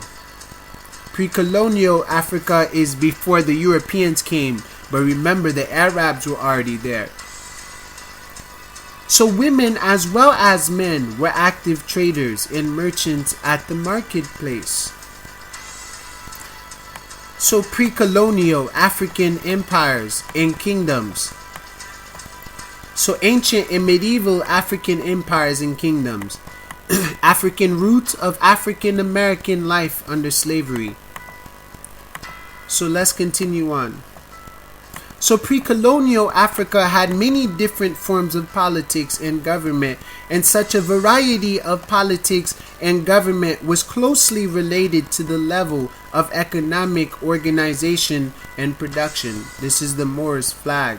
Something look pagan about it, right? Wicked.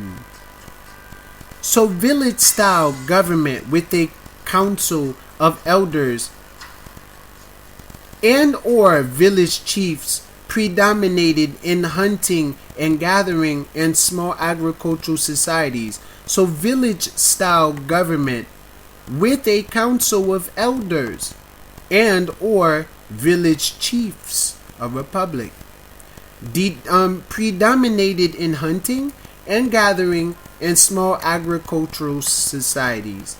So centralized governments with monarchical or oligarchic politics capable of collecting taxes, regulating commerce, and mobilizing armies were common in intensive agriculture societies with the crafts manufacturing sector. This is Obama bowing down to a Muslim king.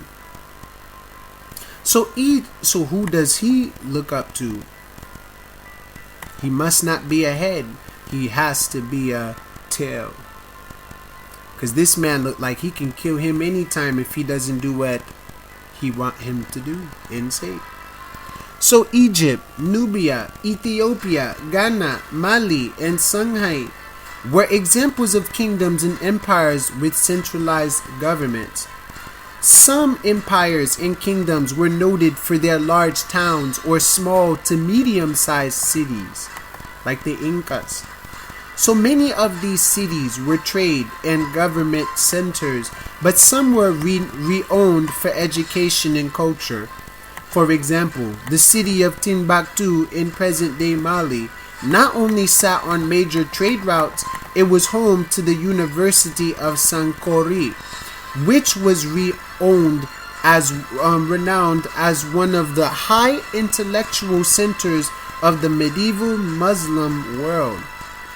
But regardless of level of economic organization and production, much political power in most societies rested in family or kinship groups. In addition, political or social identities had more to do with membership in family or kinship groups or in one's language group than in being in a resident in a given jurisdiction. So they're ruled by their own group, not by, territorial masters in residential jurisdictions. We resided in our tribe, and the tribe's laws is jurisdiction. We don't know what other people may be studying around the corner in the same country and all that, but so it had more to do with membership in family like Israel or kinship groups. So slaves were present in numerous pre-colonial African societies. Debates still rage as to whether Africans practiced slavery or some other form of unfree labor. Much depends on how people define slavery. There was always prison, justice. So with the major exception of Pharaonic Egypt, slaves never occupied central place in the political, economic, and social life of pre-colonial African societies. In other words, pre-colonial societies, see how these people white, they don't look Hamite no more, they're mutts. Pre-colonial societies did not depend on enslaved labor like the United States once depended on enslaved labor. African slavery did not produce goods for the world market. African slaves augmented the labor power of their masters' kinship or lineage groups. Enslaved women were more important than enslaved men because women were the primary farmers in agricultural societies, and because enslaved women's reproductive labor added new members to their masters' kinship or lineage groups. So, in a number of pre-colonial societies, enslaved parents' children were born free. Before and during the Atlantic slave trade, the vast majority of Africans became enslaved mainly through warfare as prisoners of war or as conquered people. Some became slaves through not paying their debts, being kidnapped, or committing a crime. These are the real Moors. So, well, actually, they're not. The real Moors are in America right now. So, since Africans did not see them, let's go back. So, some became slaves through not paying their debts, being kidnapped, or committing a crime. But one must remember that Africans were not selling Africans into slavery, since Africans did not see themselves as Africans before the late 19th century. One would be historically accurate to designate African enslavers from African slaves by mentioning their ethnic or linguistic identities. For example, the Ashanti enslavers sold enslaved Yorubans to European enslavers for slave labor in the Americas. So, Amhara enslavers in Ethiopia sold enslaved Nuers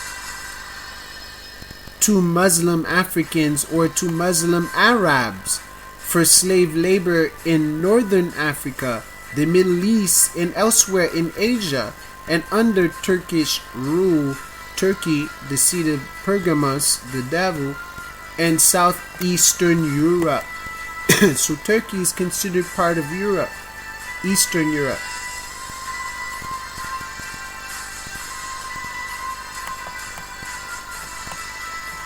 So the point herein is that most enslaved Africans came from organized agriculturally advanced societies.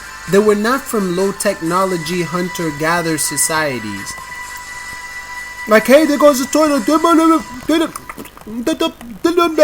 You know, just eating turtles and stuff. We weren't like that. Swinging on trees, eating banana. This is all prejudice and a byword and proverb and a taunt like scripture says still. A taunt among all the nations which he shall save us from, not together with. So pre-colonial African religions shared the following basic characteristics. Religion was all-encompassing. Pre-colonial Africans integrated religion into all aspects of life. Religion saw the supernatural involved in everything animate and inanimate. Religions allowed worship of numerous deities, from the lesser gods and goddesses to the supreme being. Religions acknowledged the worship of the ancestors who could speak to the deities on behalf of the living, the priests.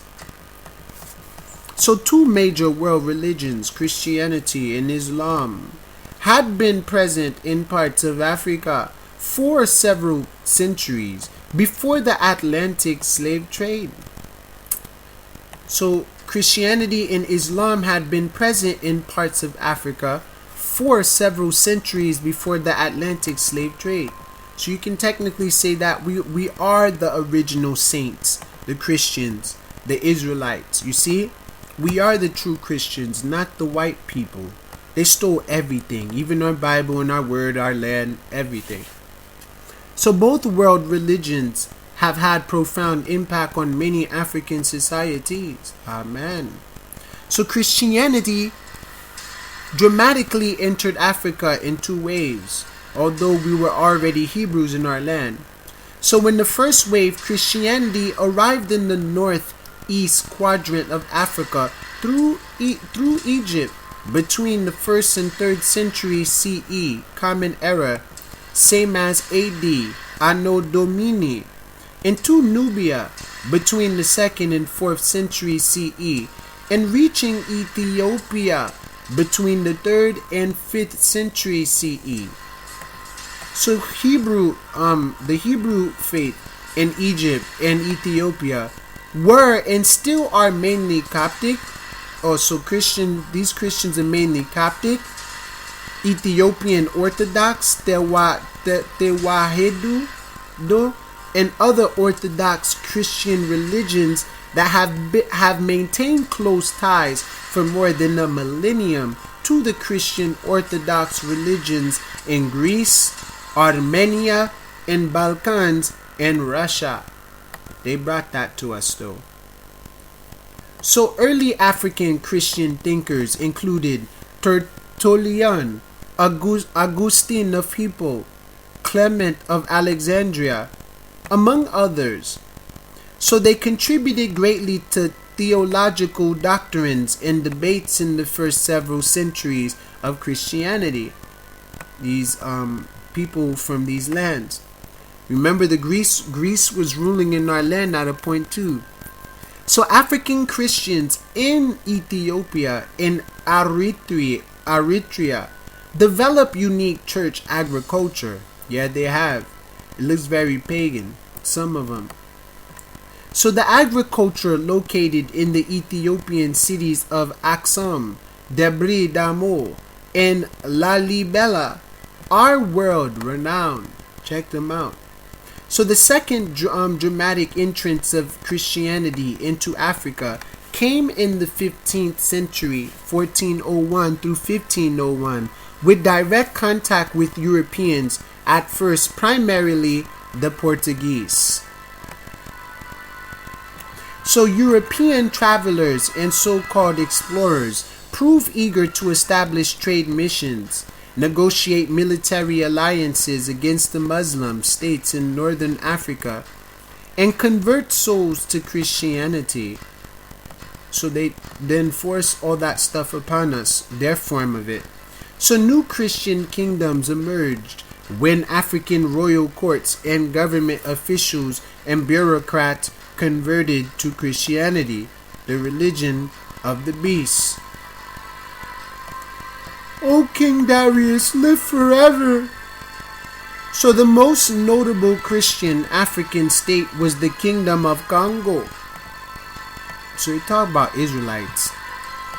So the emergence of the Atlantic slave trade added problems in African-European relations. But coastal Africans who were middlemen and middlewomen, entrepreneurs, enjoyed relatively good relations with Europeans in the first 3 centuries of direct contact. That's important to note. So some coastal African elites and merchants converted to Christianity as well. So they all got converted. That word convert, changed, molded after years of abuse left and right and uppercut. So Roman Catholic and Protestant forms of Christianity accelerated their expansion with massive European colonization in the last third of the 19th century of 1801 to the 1900s. So inhabitants of the Sahara, Sahel, and Mediterranean regions of Africa view the Sahara Desert not as a barrier, but as an ocean of sand bridged by trade and nomadic routes. So the Sahel is an artificial construct for purposes of envisioning an area, a specific geographical location. So Islam arrived in Africa in the 7th century, 601 through 601 CE to 700 CE. In the first third of the 7th century, the Prophet Muhammad, the false Prophet Muhammad, and the early Muslims, Ottoman Empire, found refuge in and support from the Christian kingdom of Ethiopia. So Muslims and Jews were living well at a point, like they did with the Indians, the Europeans and the Taino. So, but Islam's presence in Africa greatly expanded in the latter half of the 7th century. So Islam became the dominant religion in northern Africa, like today, in what are now the nations of Egypt, Libya, Tunisia, Algeria, Morocco, the Moors, and the Sudan. All got Muslims and Arabs there. You won't see no Negro Africans there anymore. So Islam's expansion into the sub-Saharan Africa and Eastern Africa along the Indian. So Islam's expansion into the sub-Saharan Africa and Eastern Africa along the Indian Ocean occurred through trade and Islamic missionaries, not conquest. Missionaries like Christians. The only way they can have you join them is through peace, right? I come in peace. Can you accept me now? And then right when you accept them, they falleth upon the city, suddenly. So some sub-Saharan African rulers and their slaves, particularly those in Somalia, the Swahili city states in Eastern Africa, and those in the Sahel of Western and Western Central Africa, converted to Islam and enjoyed extensive contacts with the non-African Muslim world. So there's the African Muslim world, the Hamite Muslim world, and the Shemite Arab Ishmaelite world. And by extension with trade routes reaching into Europe and Eastern Asia. So the Sahel kingdoms and empires, most notably Mali and Songhai, became renowned in the Muslim world. Everyone knows there for that. So empires of the Western Sudan emerged in the Sahel region.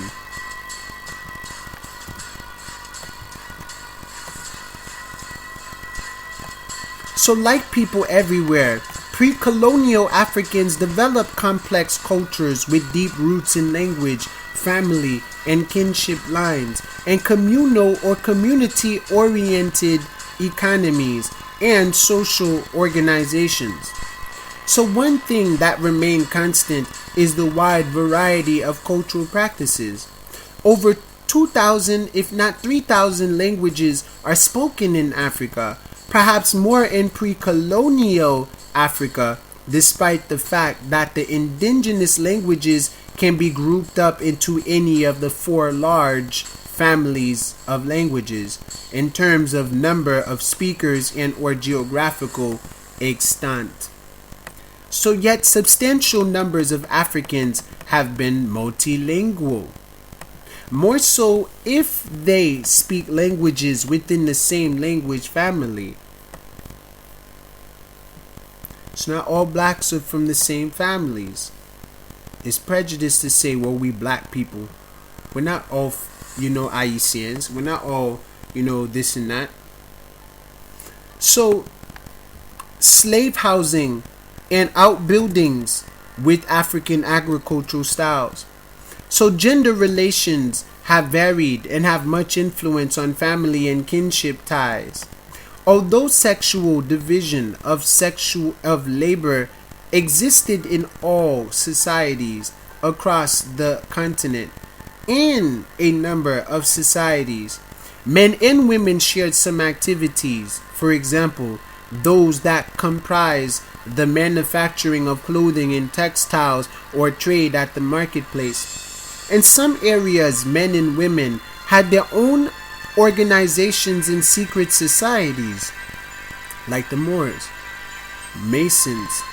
In some ethnic groups, women have long been active in politics and governance, especially at the local level, and even engage as combatants in warfare, not according to our book. So some societies have patriarchal male rule and or patrilineal following descent on the mother's side of the family. Us, we follow the dad. So of course still others are bilineal, following descent on both the father's side and the mother's side of the family. In addition, polygamy, one spouse of one sex simultaneously married to multiple spouses of the other sex, and the form of polygyny, one man simultaneously married to 2 or more women, has been as common as monogamy, one man married to one woman. Furthermore, some scholars claim that evidence suggests the one-time existence of matriarchal societies, but other researchers disagree. Pre-colonial Africans built their own agricultural styles, religions, philosophies, and other cultural expressions, but they especially highlighted poetry, art, music, dance, sculpture, and similar cultural practices, and accorded such activities as central to their social and cultural identities. Cultural practices, this is where all cultures come from. Far from being a cult, which is against cultures. You vultures. So the major point regarding the above is that, with the exception of very young children, pre-colonial Africans shipped as slaves to the Americas were not stripped of their cultures. They arrived in the Americas with knowledge and memories of their societies for a wide range of reasons. Enslaved Africans in the Americas rarely practiced their material culture. For example, building homes in African agricultural styles or celebrating African-style funerals. But the intellectual expressions of their cultures like poetry, music, and dance survived, and albeit modified over time, spread to the point that many people of non-African descent practice aspects of African culture. So along with adventurers and missionaries, the elites, mainly merchants, signahors, and the rulers and their royal courts and government bureaucrats of sub-Saharan Africa and Europe knew about one another for at least 3,000 years. But communications, diplomatic delegations, commerce, military allegiance, and commodities funneled through northern Africa and the trade routes across the Sahara. So contacts between Europe and sub-Saharan or black Africa were not as extensive as contacts were between sub-Saharan Africa and the Muslim world, in part because the Sahara Desert must be traversed carefully, and in part because of the seemingly irreconcilable conflicts erupting between Christian and Muslim societies after the 7th century, 601 through 701. So Africans exported many commodities over the millennia, including enslaved persons, the Hamites. Enslaved Africans, or Hebrew Israelites, went to northern Africa, Mediterranean Europe, and the Middle East. So some went further to the rest of Europe and as far as Eastern Asia, the serpent. So the numbers of enslaved persons shipped from Africa to parts of Europe and Asia before 1500 were perhaps in the few thousands on average annually. So the slave trade from Africa to the Middle East and points east increased as Muslim Africans and Muslim Middle Easterns became the primary traffickers of Hebrew Israelite or of Africans to labor in the Mediterranean region in the Middle East, particularly in what is now southern Iraq, Babylon.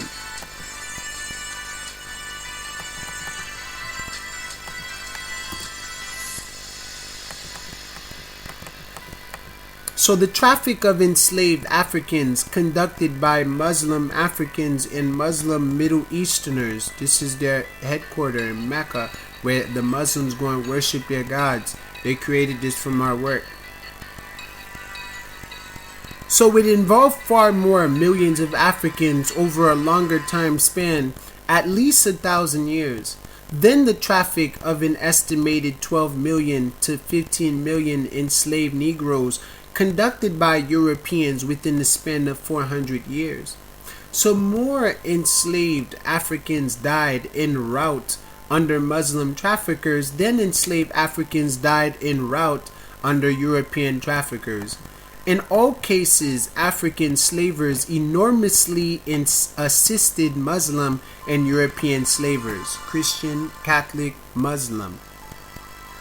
So once direct contacts via ocean routes were forged between Europeans, first by the Portuguese European, and Atlantic Africans in the 15th century, African and Europeans rapidly exchanged information and commodities, built trade relations, established diplomatic channels. That's how they set base and got to us, little by little, and so forth. It took their time to get to know us, like Crocodile Dundee, watching animals in their natural habitat and trying to make first contact, they call, with it, and then estimate it, then use it, destroy it, and ravage it. Hold on one sec, loves.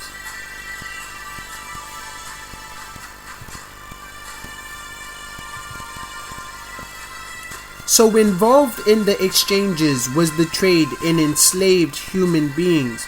The first enslaved Africans sent via ocean routes directly from Western Africa went to Portugal, where they worked mainly as household servants or agricultural laborers. So by the beginning of the 16th century, 1501 to 1600, enslaved Africans went to the islands of the Atlantic to work on sugar cane plantations. So before the end of the 16th century, enslaved Africans labored on sugarcane plantations, in mines, and other economic activities in the Americas.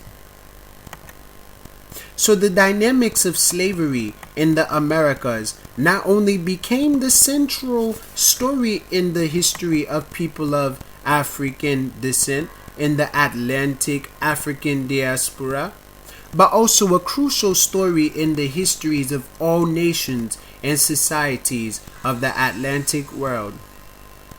So European colonial powers, mainly Portugal, Spain, Netherlands, France, and Great Britain, brought enslaved Negroes from African merchants, Hamite merchants, and government officials because they needed African or Hebrew or African labor to develop their colonies in the Americas. So pre-colonial Africans did not, so we created the New World Order for them. We built it. It's almost at completion now. They're putting their star on top of the star Saturn, the seal of Saturn, on top of the Christ Massacre tree now to wrap it up under Satan's laws. So pre-colonial Africans did not see themselves as Africans. They did not see free Africans selling enslaved Africans to European enslavers who needed enslaved labor in the Americas. They didn't see it like that. They looked at it as tribe versus tribe type of thing, like we do today. So instead, they saw themselves as members of various states, kingdoms, empires, and linguistic or ethnic groups. They were Akans, Aladas, Angolas, Ashantis, Benins, Bahios, like Bohios, Taino, Konkos, Edis, Ewis, Falupos, Fulos, Igbo, Jabondos, Jolofs, Kokilis, Congos, Coromantis, Malis, Madingas, Mains, Ndangos, Ndangos, Noops, Oyos, Wolofs, Wuolis, Yorubas, or members of numerous other groups who enslaved and sold Africans not of their ethnic group into slavery into the Americas.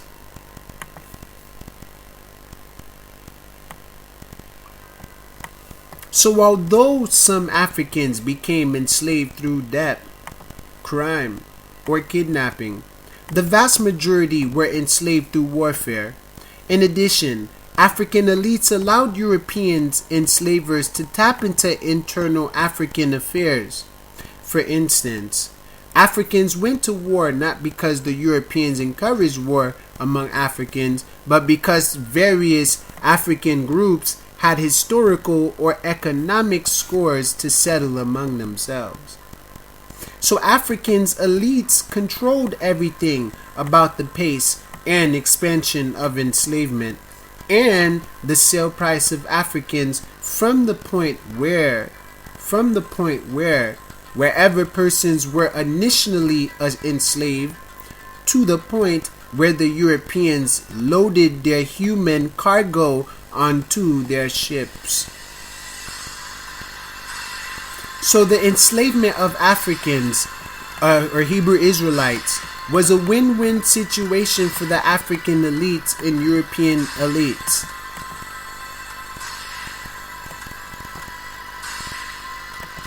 So this table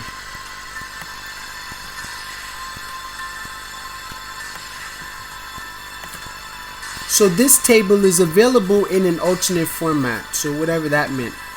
So indeed, before 1800, more Africans than Europeans crossed the Atlantic to the Americas.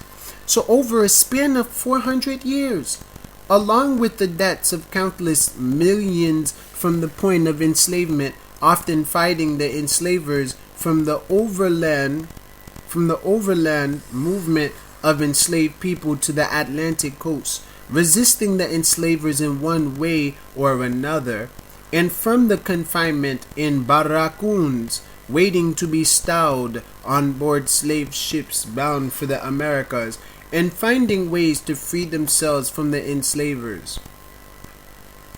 So the forced removal of populations put a brake on population growth in Africa. See the World Population Table.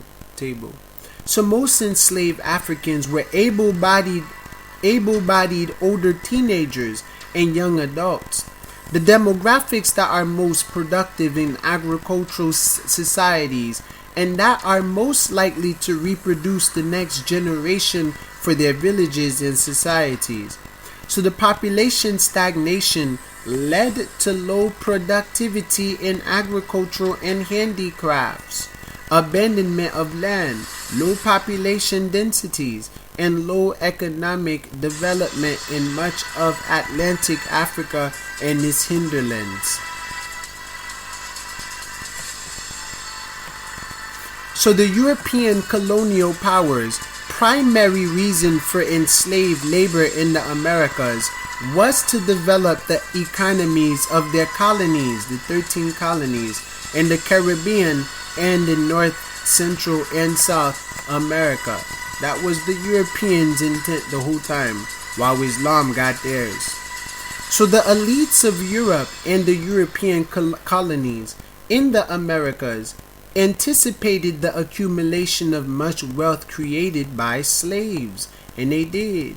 We built Belgium, France, and everywhere there.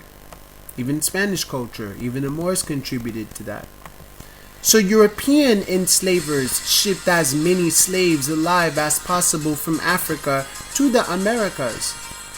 Based on surviving evidence, enslavers shipped at least 12 million enslaved Africans across the Atlantic between 1500 and 1880. So some scholars believe the figures were higher. Some believe the figures were higher, but surviving evidence is fragmentary. That 12 million represented 80% to 85% of the minimum estimated number of enslaved Negroes placed on board the ships. Confirmation. Ships again.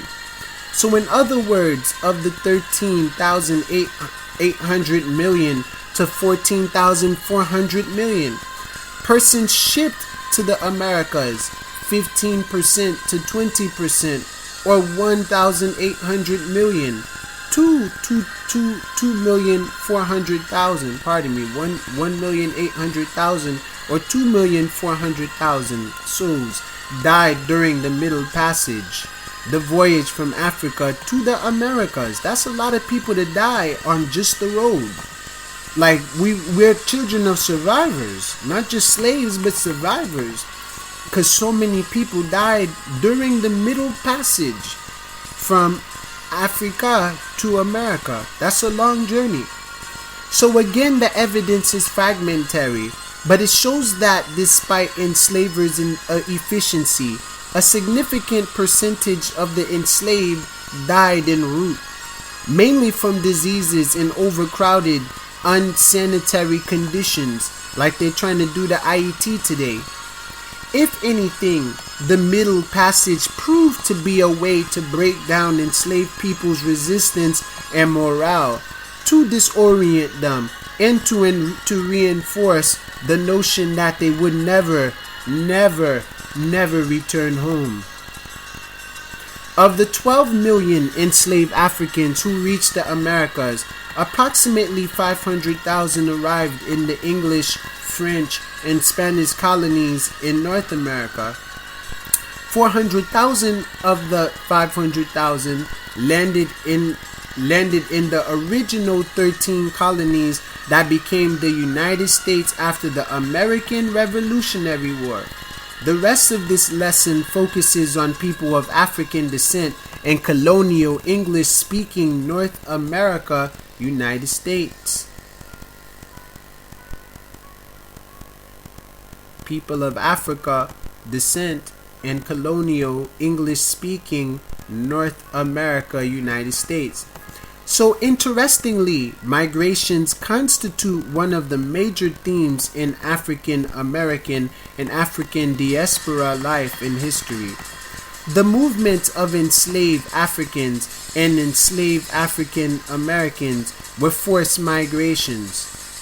So the domestic slave trade in the United States, particularly from the eastern coastal states like Virginia and Maryland, and to the deep south like Alabama, Mississippi, Texas, was another forced migration. So voluntary migrations, or perhaps forced in other ways, as some would argue, are discussed in later lessons. Hallelujah. So numerous scholars and lay practitioners in African American studies view slavery in the Americas in the Atlantic slave trade as a Holocaust or the Black Holocaust, to show the similarities between racialized slavery in the Americas and the Nazi treatment of the fake Jews and Romani Europeans during the Second World War. True, slavery in the Americas was about enslaved Africans and enslaved people of African descent making profits for slaveholders, while the Nazis sought to exterminate the fake Jews, Romanis, and others in the death camps and elsewhere. So, but the Black Holocaust involved millions of deaths, millions of displaced people, broken families, degradation, humiliation, rapes, murders, destruction of ancestral culture among the enslaved, and other acts of brutality and horror.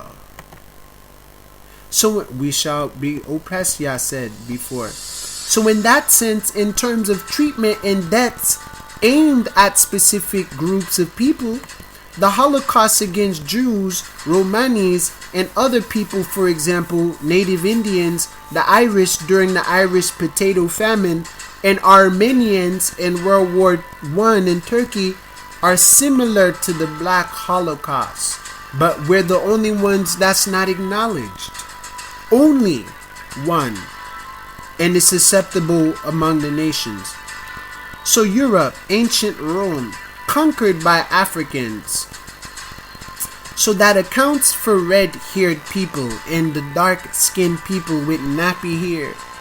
It started with the Moors in Rome, Septimus Severus.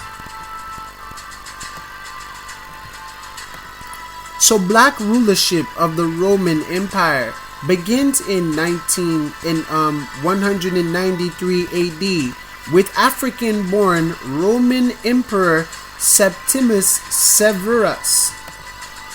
There were 4 other black emperors after the Severus dynasty. So Hannibal, the father of military strategy, performed the outstanding feat of crossing the Alps on elephants in 218 BC, with only 26,000 of his original force of 82,000 troops remaining. So Hannibal defeated Rome, the mightiest military power of the age, who had 1,000,000 men in every battle for the next 15 years. So his tactics are still taught in leading military academies of the United States, Europe, and other lands. So black rulership was widespread in Europe during the Dark and Middle Ages. Why I think they call it the Dark Age? The middle is the transition into the New Age, where the whites all of a sudden seem like they created everything, but they didn't. The New Age. So Hannibal Barca. So the original knights of England were black. I knew it. The Canaanite Templars, including the knights of King Arthur's Round Table. That's why they were called knights, like night, dark, after the night or darkness of their skin. I knew it, canon. So an African king named Gormond ruled Ireland during the Anglo-Saxon period in England, reports the medieval historian Geoffrey of Monmouth. So Halfdan the Black was the first Africoid king to unite Norway. So when the British Islands, Isles of the Heathen, were invaded by the Vikings, some of these Norse raiders were Africoid. In fact, different varieties of Viking Africans lived in Scandinavia during the Middle Ages and are frequently mentioned in Viking sagas. So there were black Huns. The dictionary describes the Huns as a fierce barbaric race of Asiatic nomads who, led by Attila, ravaged Europe 1, the 4th and 5th centuries AD. So the Gothic writer Gordanes described their infamous leader Attila the Hun as having a flat nose and swarthy complexion. He describes the types of Huns he had seen as of dark complexion, almost black, broad shoulder, flat noses, and small ears. So the African Moors dominated southwest Europe during the Middle Ages for 700 years, 711 to 1492 AD. African Moors ruling southwest Europe centuries darkened whites in this area, especially Portugal, which was the first example of a Negrito African republic in Europe.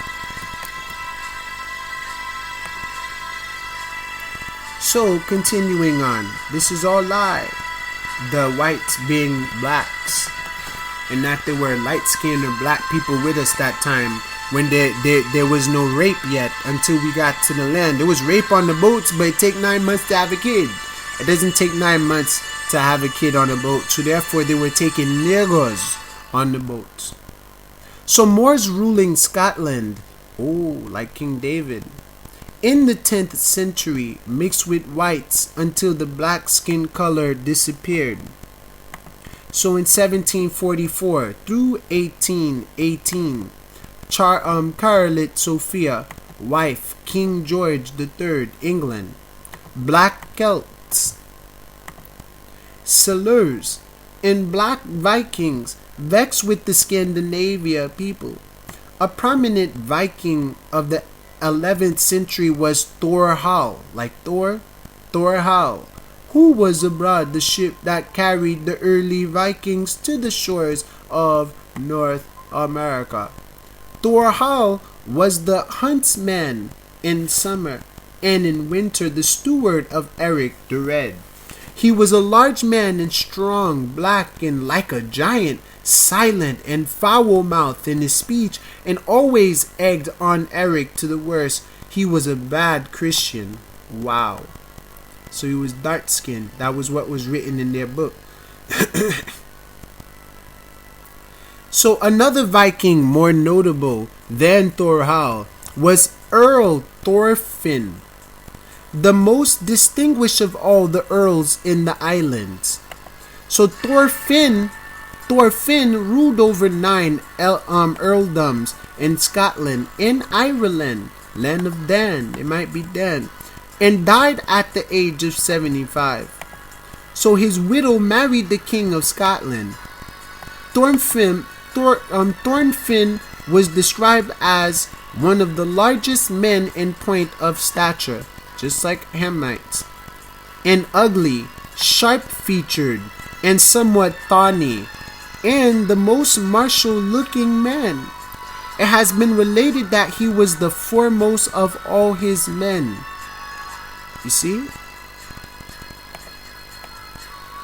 So the black blood type is common even in Nordic Europe, where intermixing has been happening since antiquity. So black slavery lasted in England for about 400 years. That's why these ain't real Arabs, they're mutts.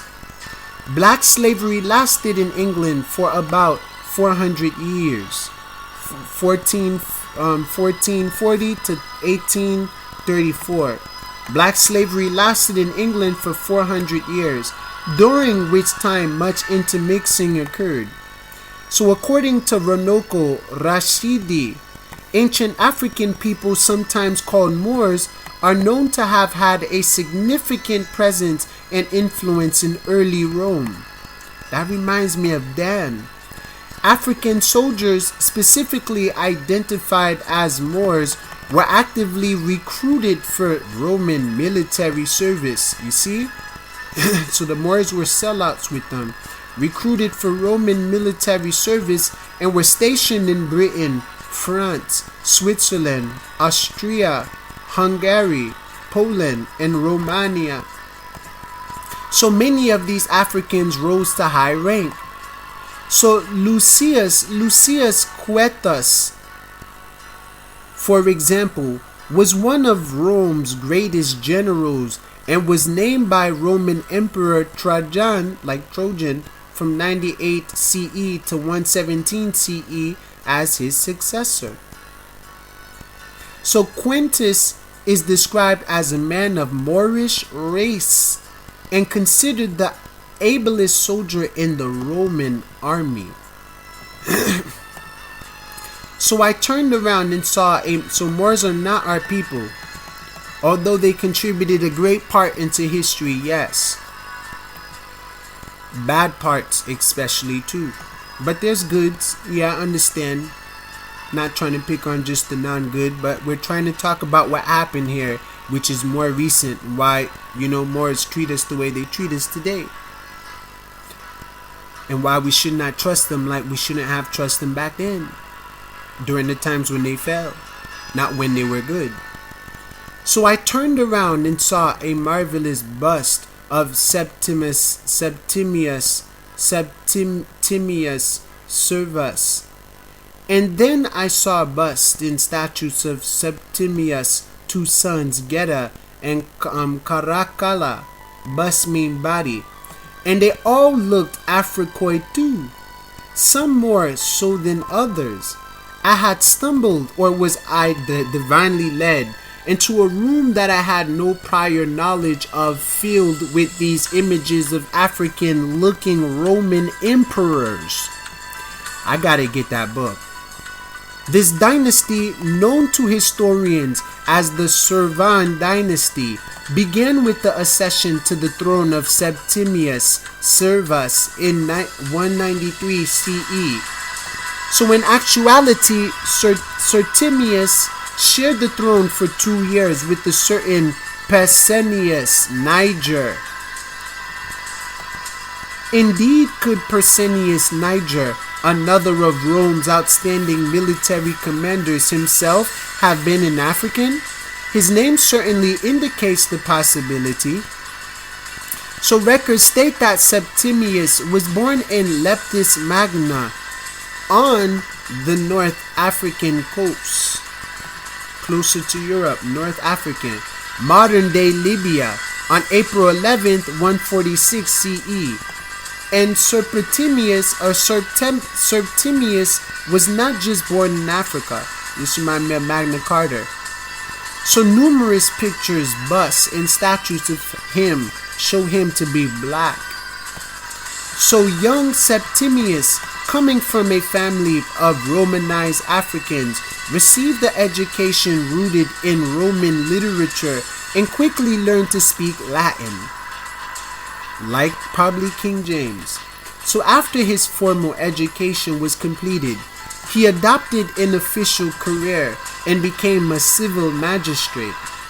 Later he became a military commander, and this took him to Rome, where he proved himself an able and popular and conscious military leader. He is even said to have built a marble tomb for Hannibal Barca, early Rome's African nemesis. Hannibal. Abel. Hamabel, like Hamibel. So among other things, Septimius had a mighty ark constructed in the Roman Forum, and even journeyed back to Africa, including Egypt, around 203 CE. Can you imagine Emperor Septimius sailing on the Nile? Imagine what he might have thought as he gazed at the pyramids and walked through the Karnak and luxur temples. And by the way, this is Mecca right here, the Great Whore, the greatest religion and violent radicals terrorist organization on this god-forsaken planet. So after a distinguished career, often characterized by one military exploit after another, Septimius died conducting yet another military campaign, this one in York in Britain. So on February 4th, 211 CE, these are the Moors. They were privileged, had treaties with the white man and all. At the age of 65, after a reign of 17 years, 8 months and 3 days, Septimius Servus was succeeded in 211 by his sons Lucius Septimius Geta, 211 to 212 CE, and Marcus Aurelius Antonius, aka Caracalla, 211 to 217 CE. They were in turn followed by Marcus Opelius Macrinus, 217 to 218 CE, and Heliogabalus, 218 to 222 CE, and then Servus Alexander, 222 to 235 CE, with whose reign the dynasty culminated and who restored the Roman Coliseum to its ancient status. The Beast. So this line is known as the Servan dynasty, and the National Roman Museum busts and statues and sculptures of the representatives of this dynasty strongly testify their African identity. They are powerful images, and like the statues and busts and sculptures of ancient Egypt, one found the noses missing on all of them, save one of Septimius' son Caracalla. So you can tell who you are based on your nose too. And the face adorning the bust of Servus Alexander, the last member of the dynasty, is even more Africoid looking than that of Septimius Servus, the dynasty's founder. So that's the chronology of Africans in Europe. So right here, 32,000 BC, Venus of Willendorf figurines carved. So dwarf figurines carved, whatever, 1897 BCE. Egyptian king Senwosret colonizes Greece and founded Athens. Wow.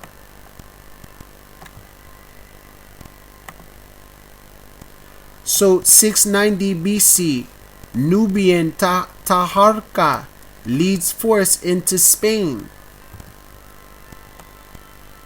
202 BC, the Carthaginian Hannibal defeats Rome, the big beast. So in 256 BC through 253 AD, thousands of Africans served in Roman army, like they did in America. So 711 AD through 1492, Islamic Africans, Islamic Hamites, Arabian Hamites invade and rule Spain. That's probably under the leadership of Muhammad. Things will start to fall in place. In 827 AD, Moors began invasion of Sicily in Rome.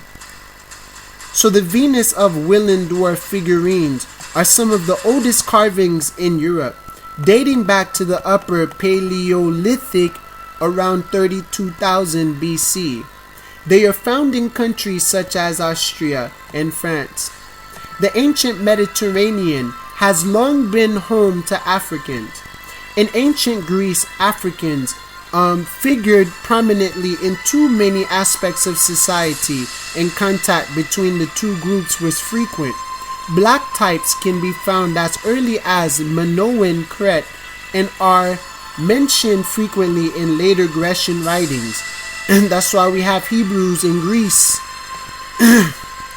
So the Greek historian Herodotus stated, almost all of the names of the gods came into Greece from Egypt. So the Egyptians were the first to introduce solemn assemblies, processions, and litanies to the gods, all of which the Greeks were taught to use. That's their belief. So the relationship of several Greek deities to African deities, like Mary and Isis, has long been noted, like Jesus and Horus.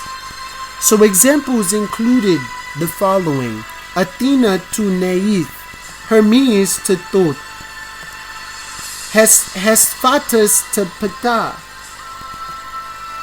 So it is also Herodotus who tells us of the legend which lists the Egyptian king Senwosret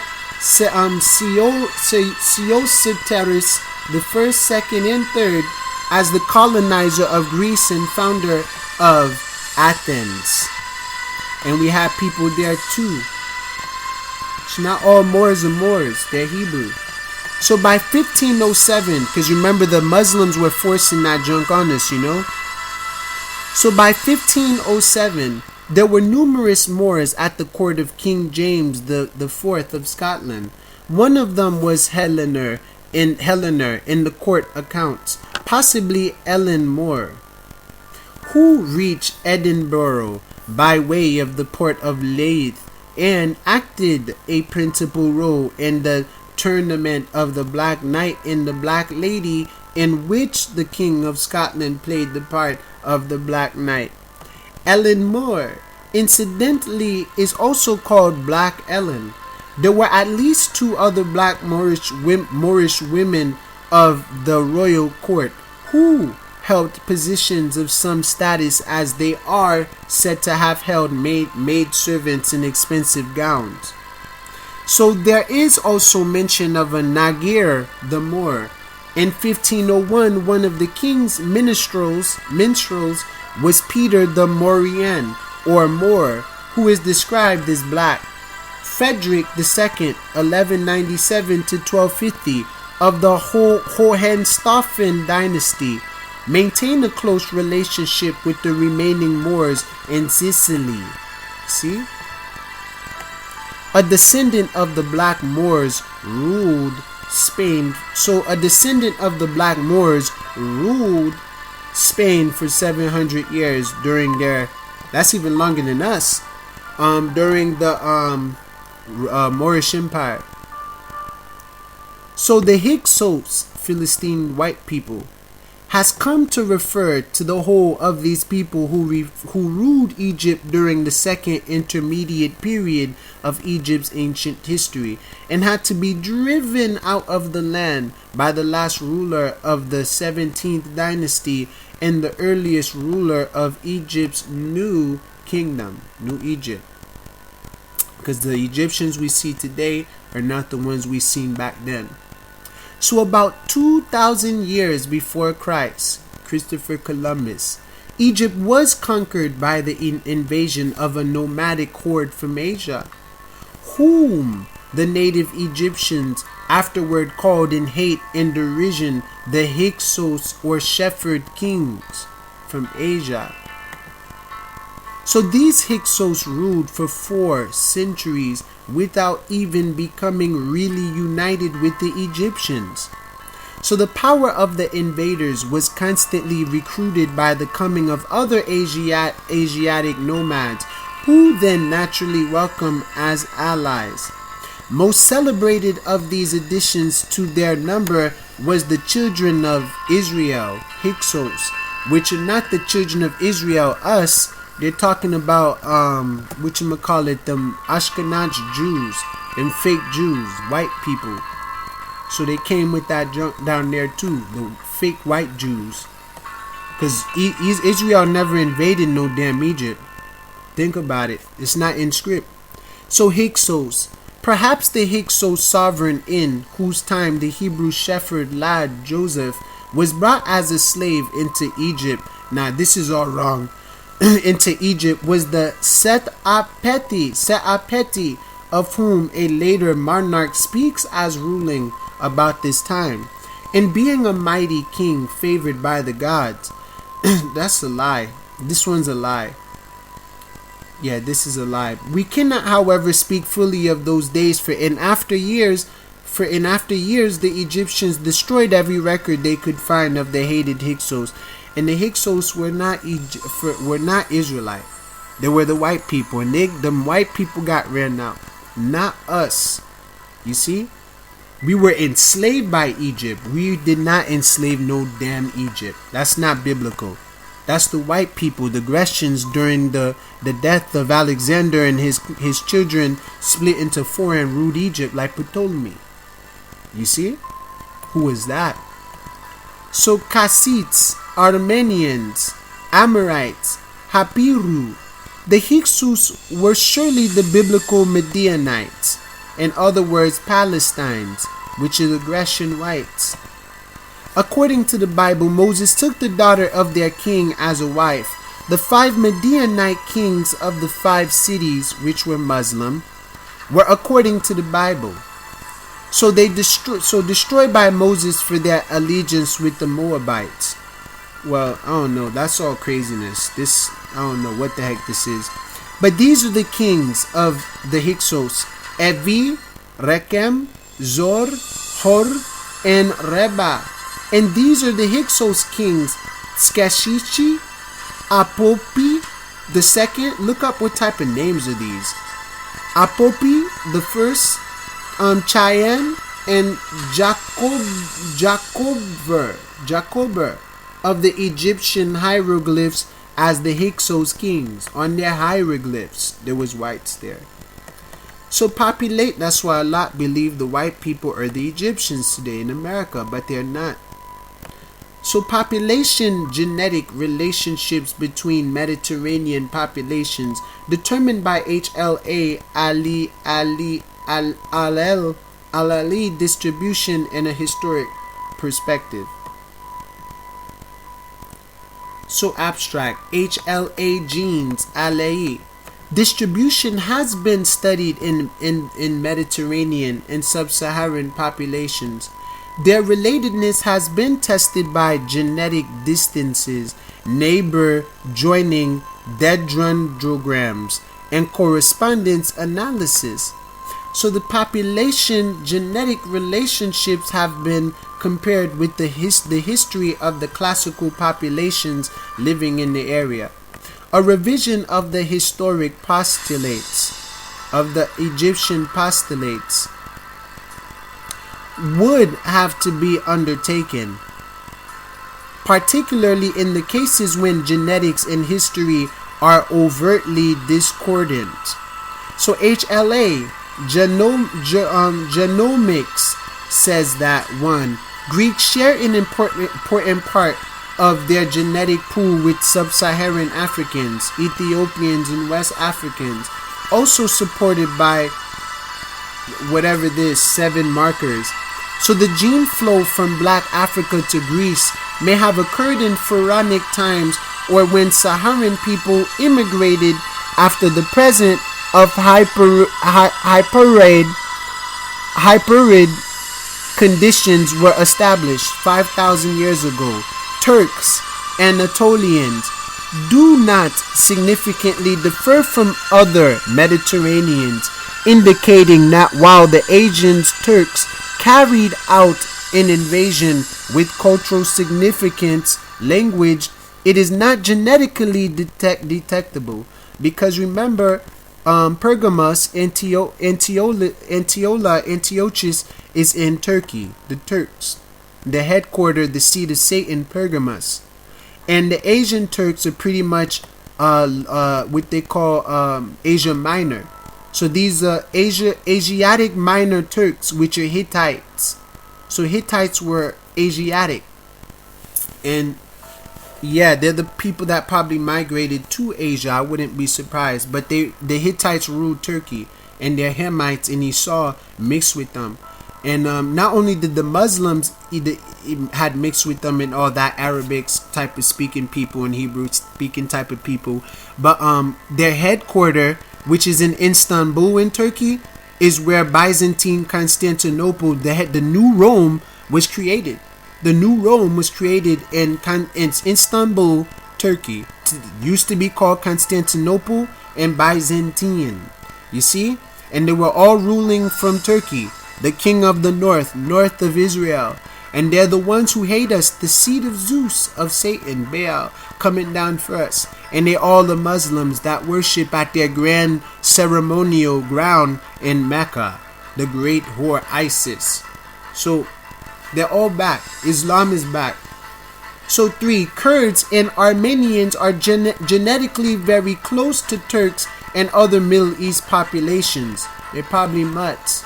So there is no HLA genetic trace of the so-called Aryan invasion, which has only been defined on doubtful linguistic basis. So Iberians, including Basques, are related to North African Berbers, Iberians.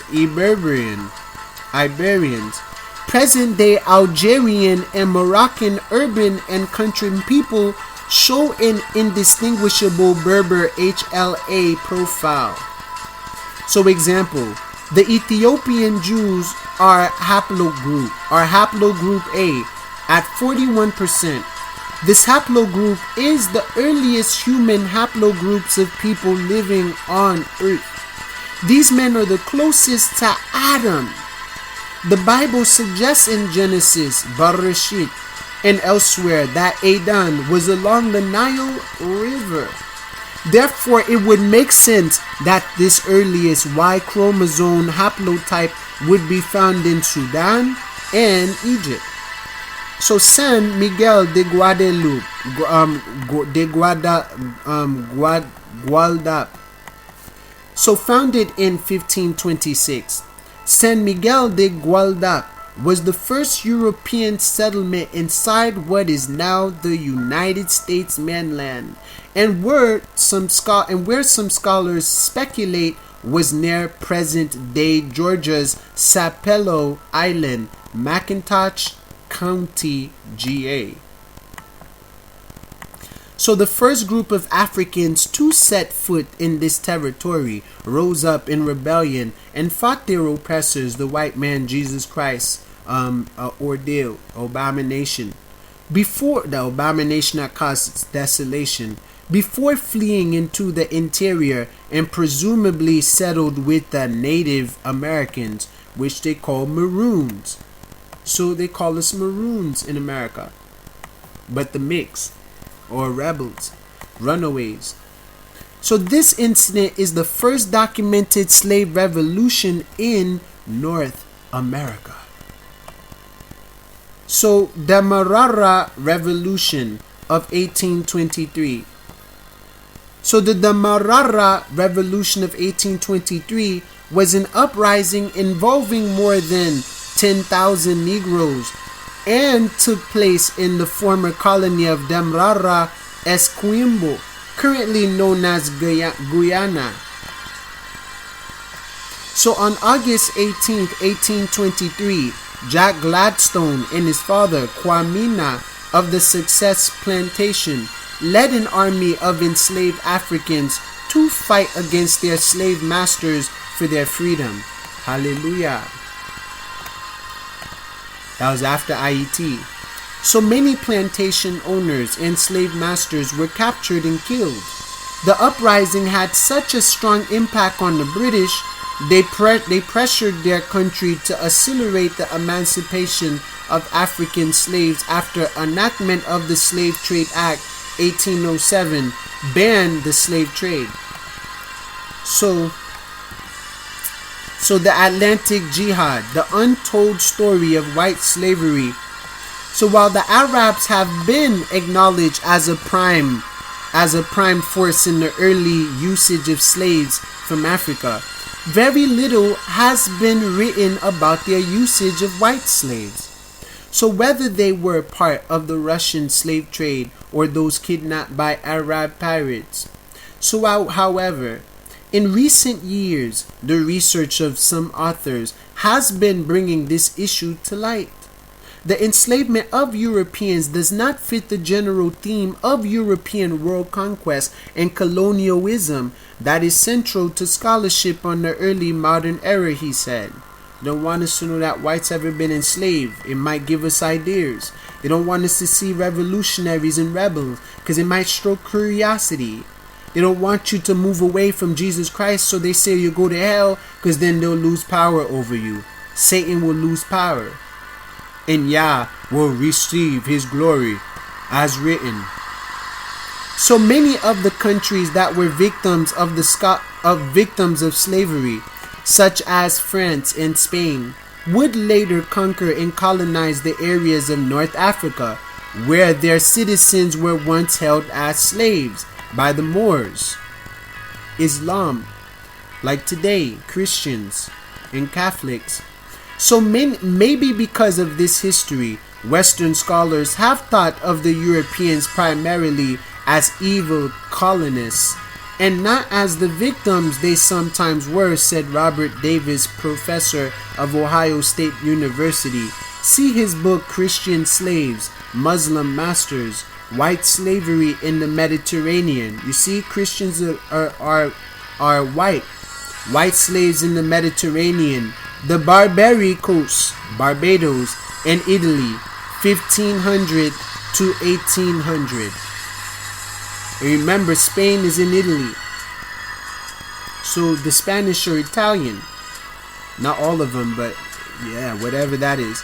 So France fought Algeria to abolish white slavery in North Africa.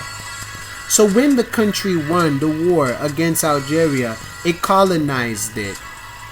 So however, yeah, like Haiti did with Haiti, with like the Haitians, the Africans and Haitians did to Haiti. So however, France did not colonize Algeria, but rather made it. David Bryan Davis in the New York Review of Books explains that the origins of African slavery in the New World cannot be understood without some knowledge of the millennium of warfare between Christians and Muslims that took place in the Mediterranean and Atlantic, like Atlantis, and the piracy, plagiary, and kidnapping that were along with it. In 1627, pirates from the Barbary or Barbados coast of North Africa raided distant Iceland and enslaved nearly 400 astonished residents. In 1617, Muslim pirates, having long enslaved Christians along the coast of Spain, France, Italy, and even Ireland, that's where Christians come from, captured 1,200 men and women in Portuguese Madeira. So down to the 1640s, there were many more English slaves in Muslim North Africa than African slaves under English control in the Caribbean. That's with Muslims though, not Israel. They're enslaving Israel, not Muslims. So take note. These black people don't represent me. So indeed, my people haven't got theirs yet. We haven't got ours yet. We're about to. When Yahusha come with a rod of iron, a rod and scepter of iron. Halaluyahnu. So indeed, a 1624 parliamentary proclamation estimated that the Barbary states held at least 1,500 English slaves, mostly sailors captured in the Mediterranean or Atlantic. So Professor Robert Davis, in his book Christian Slaves, Muslim Masters, White Slaves, blah blah blah blah blah. So white people were enslaved by North African pirates between 1530 and 1780, which were Muslims. So North African pirates, which are Muslims, African Muslims, abducted and enslaved more Europeans from coastal villages and towns. Italy, Spain, Portugal, and France were hardest hit, but the raiders also seized people in Britain, Ireland, and Iceland. They even captured 130 American seamen from ships that were boarded in the Atlantic and Mediterranean between 785 and 1793.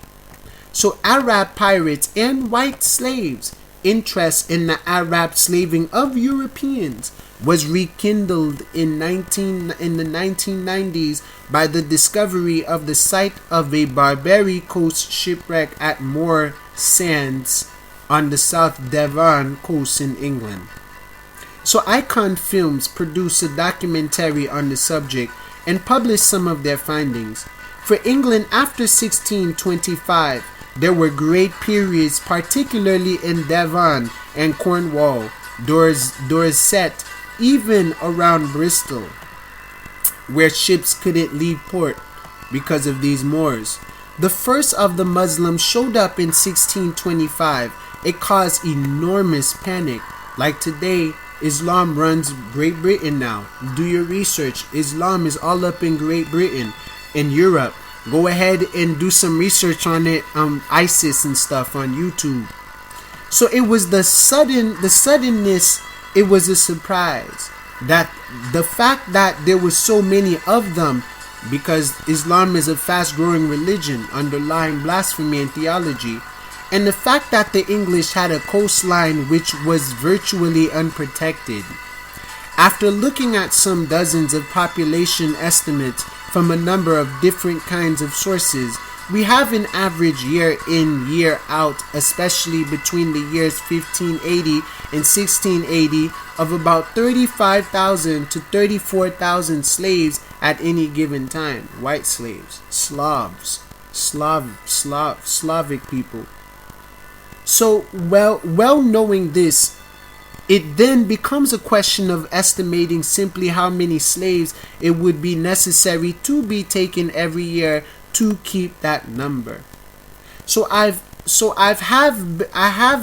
have estimated overall that between 1530 and 1780, that is about 2.5 centuries, something of the order of a million to a million, from an order to a million, order of a million to a million and quarter, white Europeans were enslaved and taken to Barbary. That's nuts.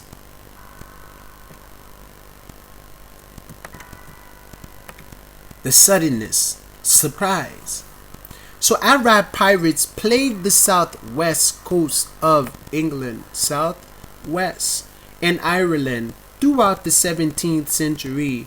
But the height of this activity was around the 1630s, when England's navy was at its weakest. So while anything of value was fair game, their main quarry was slaves. In the beginning, they targeted the crews of West Country fishing boats. But as the pirates grew bolder, they came assured to find victims, such as the entire congregation of a village church in Cornwall, and most of the inhabitants of Baltimore and Southern Ireland. It's probably where these names come from, Baltsalt. So a successfully ransomed sailor reported, if the hands be smooth, they was ransomed, but if the hands be rough, they were sold as slaves, because it got hands of workers. So he told that a slave would fetch 40 pounds, a ransomable captive 80 pounds, and a fair maiden up to 300 pounds. By 16, that's the weight of a human. By 1626, by 1629, West Country merchants were losing so many ships that King James I, was forced to send a fleet to North Africa to demand the return of the captives. It failed completely, but Admiral Mansell stated on his return that he believed there were between 25 to 30,000 Christian slaves, white slaves, in captivity.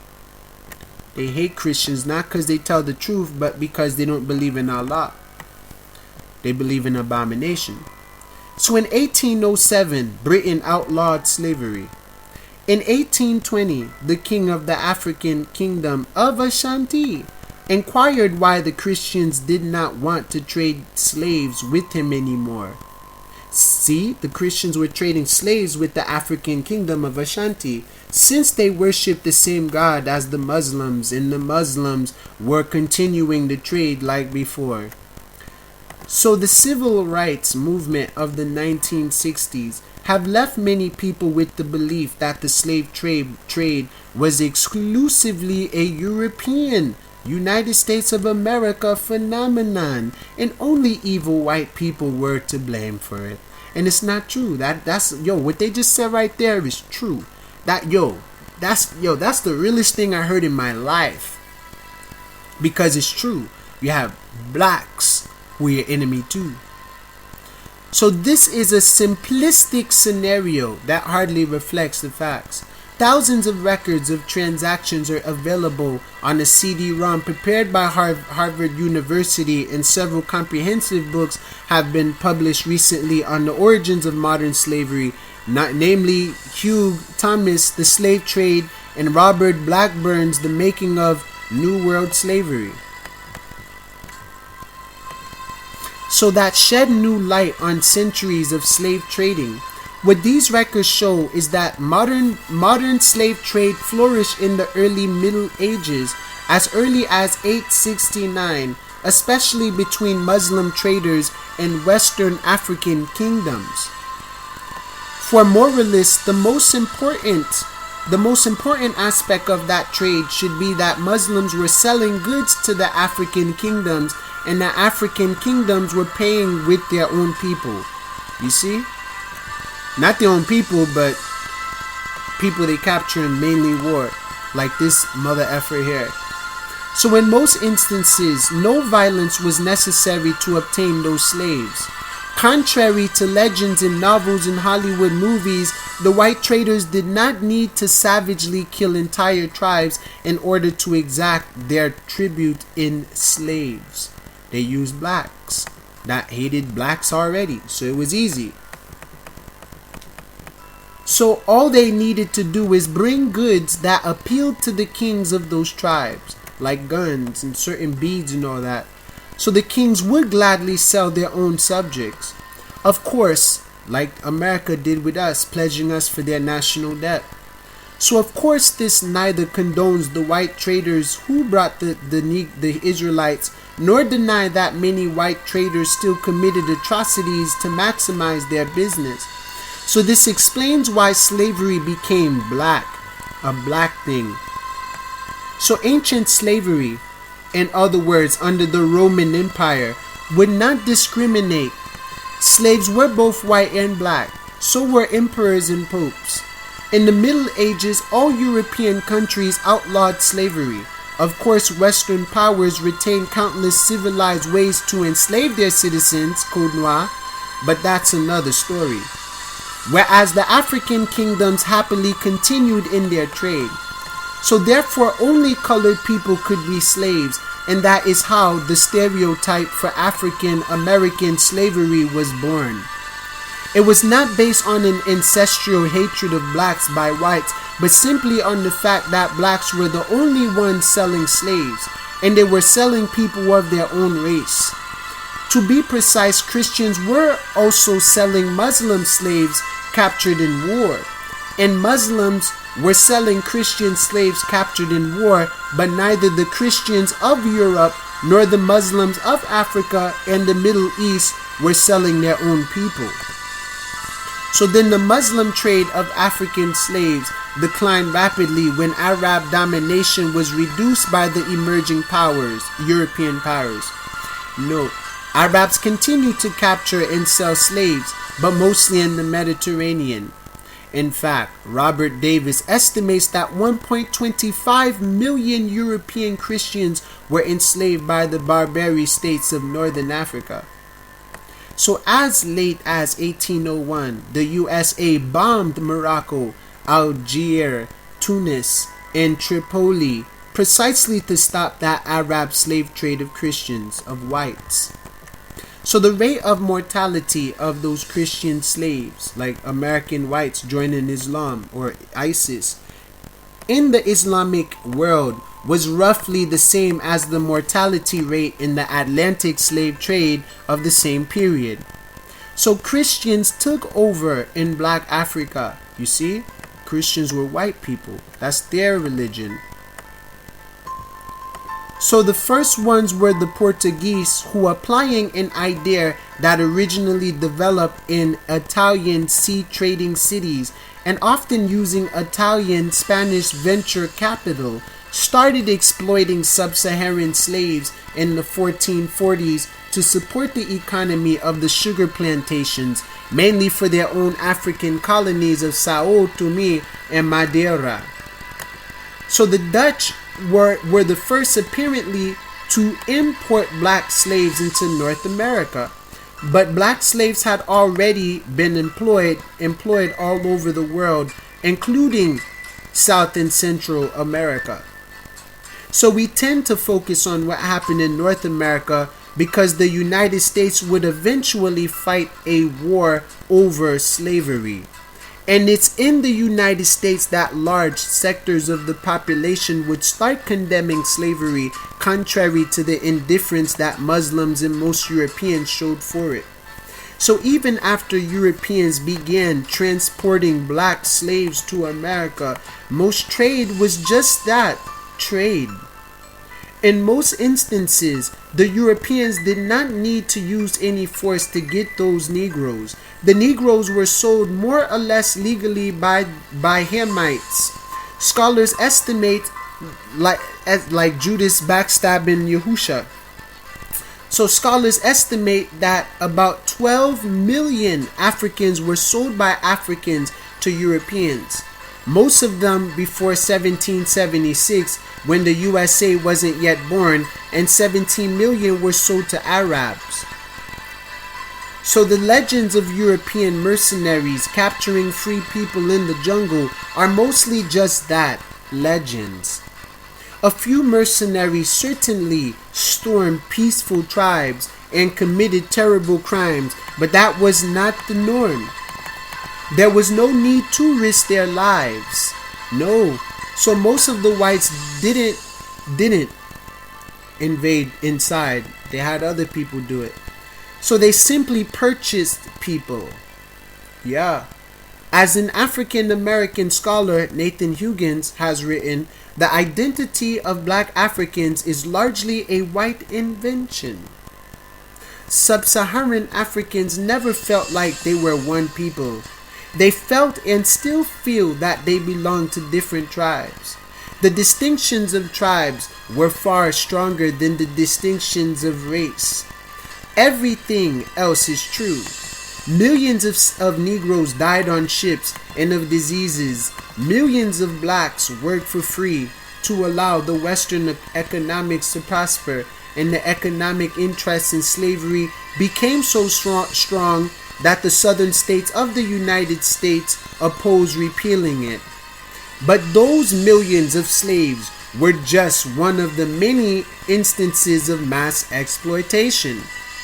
The Industrial Revolution was exported to the United States of America by entrepreneurs, exploiting millions of poor immigrants from Europe. The fate of those immigrants was not much better than the fate of the slaves in the South.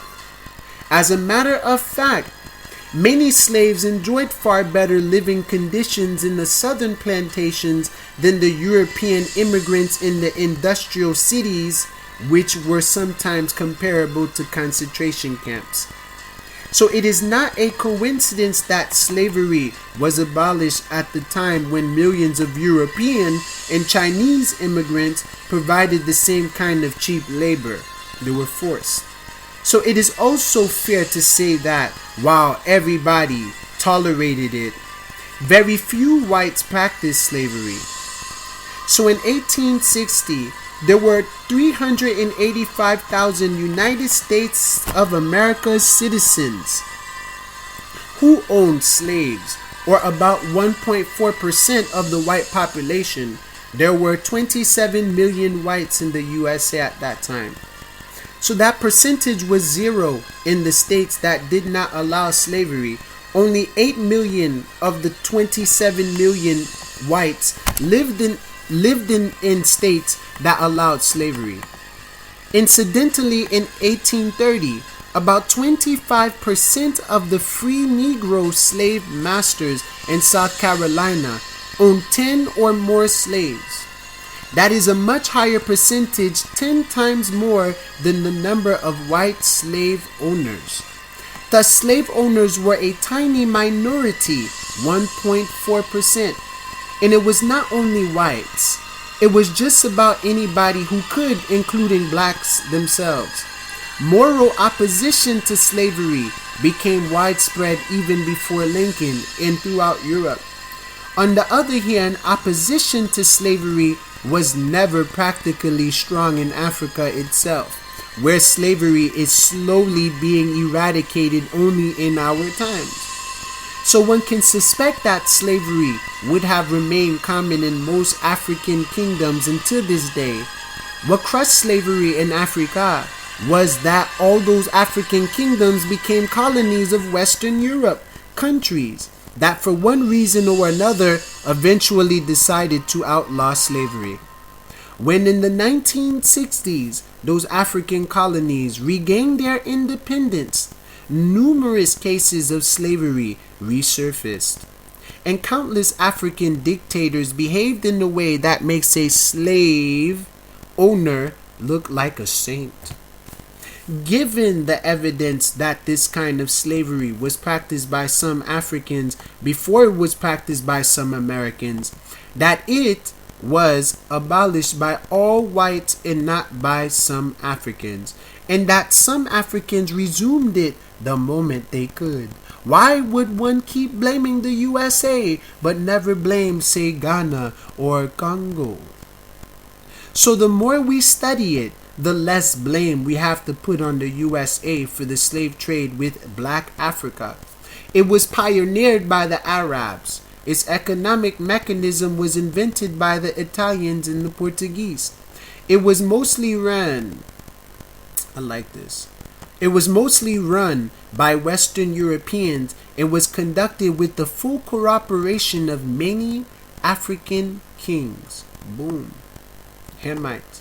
So the USA fostered free criticism of the phenomenon. For a long time, no such criticism was allowed in the Muslim and Christian nations that started trading goods for slaves, and no such criticism was allowed in the African nations that started selling their own people. And even today, slavery is a taboo subject in the Arab world and the Moors, which are sellouts. So today it is politically correct to blame some European empires and the USA for slavery, forgetting that it was practiced by everybody since prehistoric times. But I really read the other side of the story, that the nations who were the first to develop a repulsion for slavery and eventually abolish slavery were precisely those countries, especially Britain and the USA. So in 1787, the Society for Affecting the Abolition of the Slave Trade was founded in England. So it was the first society anywhere in the world opposed to slavery. And so Christians became our savior after all that. So they went and freed us after they slaved us. But at least they freed us. They're not our friends though, you know? But we do have things that we believe in common. So in 1792, English Prime Minister William Pitt called publicly for the end of the slave trade. It was the first time in history anywhere in the world that the ruler of a country had called for the abolition of slavery. Like out of nowhere, one day. Guys, I got something to tell y'all. Rally up. And some of y'all gonna be mad at me for telling y'all this and may assassinate me like Abraham Lincoln, but I'm against slavery all of a sudden. You know, like all of a sudden, what the hell got into your mind? What were you drinking last night? Drink it again and some more. Give some to your people. Maybe they'll come down and whoosha. So no African king and emperor had ever done so. So as Dinesh de Souza wrote, what is uniquely Western is not slavery, but the movement to abolish slavery. Of course, what was also horribly unique about the Western slave trade is the skill the millions shipped to another continent in a relatively short period of time, and of course that it eventually became a racist affair discriminating blacks, whereas previous slave trades had not discriminated based on the color of the skin. So what is unique about the USA in particular is the unfair treatment that blacks received after emancipation, which is, after all, the real source of the whole controversy. Because otherwise, just about everybody on this planet can claim to be the descendant of an ancient slave. No, that's not true. So that does not mean that Western slave traders were justified in what they did, but placing all the blame on them is a way to absolve all the others. So also, it is worth noting that the death rate among the white crews of the slave ships, 20 to 25%, was higher than the rate among black slaves, 15%, because slaves were more valuable than sailors, but nobody has written books and filmed epics about those sailors, often unwillingly enrolled or even kidnapped in ports around Europe when they were drunk. So to this day, too many Africans, Arabs, and Europeans believe that the African slave trade was an aberration of the USA, not their own invention. So by the time the slave trade was abolished in the West, there were many more slaves in Africa, black slaves of black owners, than in the Americas. So along Adriatic coast, the whole villages were exterminated by Saracen and Turkish pirates by taking population to slavery. Most notorious year was 1571, April to July, with practically every town and village on coast being raided or besieged. Turkish pirates, Turkey, Muslims. So this in turn was the reason to form Christian coalition under Admiral Andrea Doria. With this decisive Christian victory over Turkish fleet, the Grecians had victory over Turkish fleet in October the same year. Trista Vika Udovika. So Christianity, Hebrewism, Islam, all this stuff is ancient. It goes all the way back. And it came from our continent and place, Africa, spirituality. Well, we're going to pause for now, y'all. When we come back in our final video, which will be part 12, I'm going to be finishing up with the land declaration, because the Most High separated land to all three of us, Ham, Shem, and Japheth. And before we end that off, I'm going to also read, whatchamacallit, to you guys, a little chart. You're going to see. It's like revolutions that occurred, like a sum up and stuff. So don't miss it. Make sure you come and watch it. Don't assume you know what you're going to watch. And have a wonderful day, y'all. All praise be to Yahuwah Zabaoth. Shalom.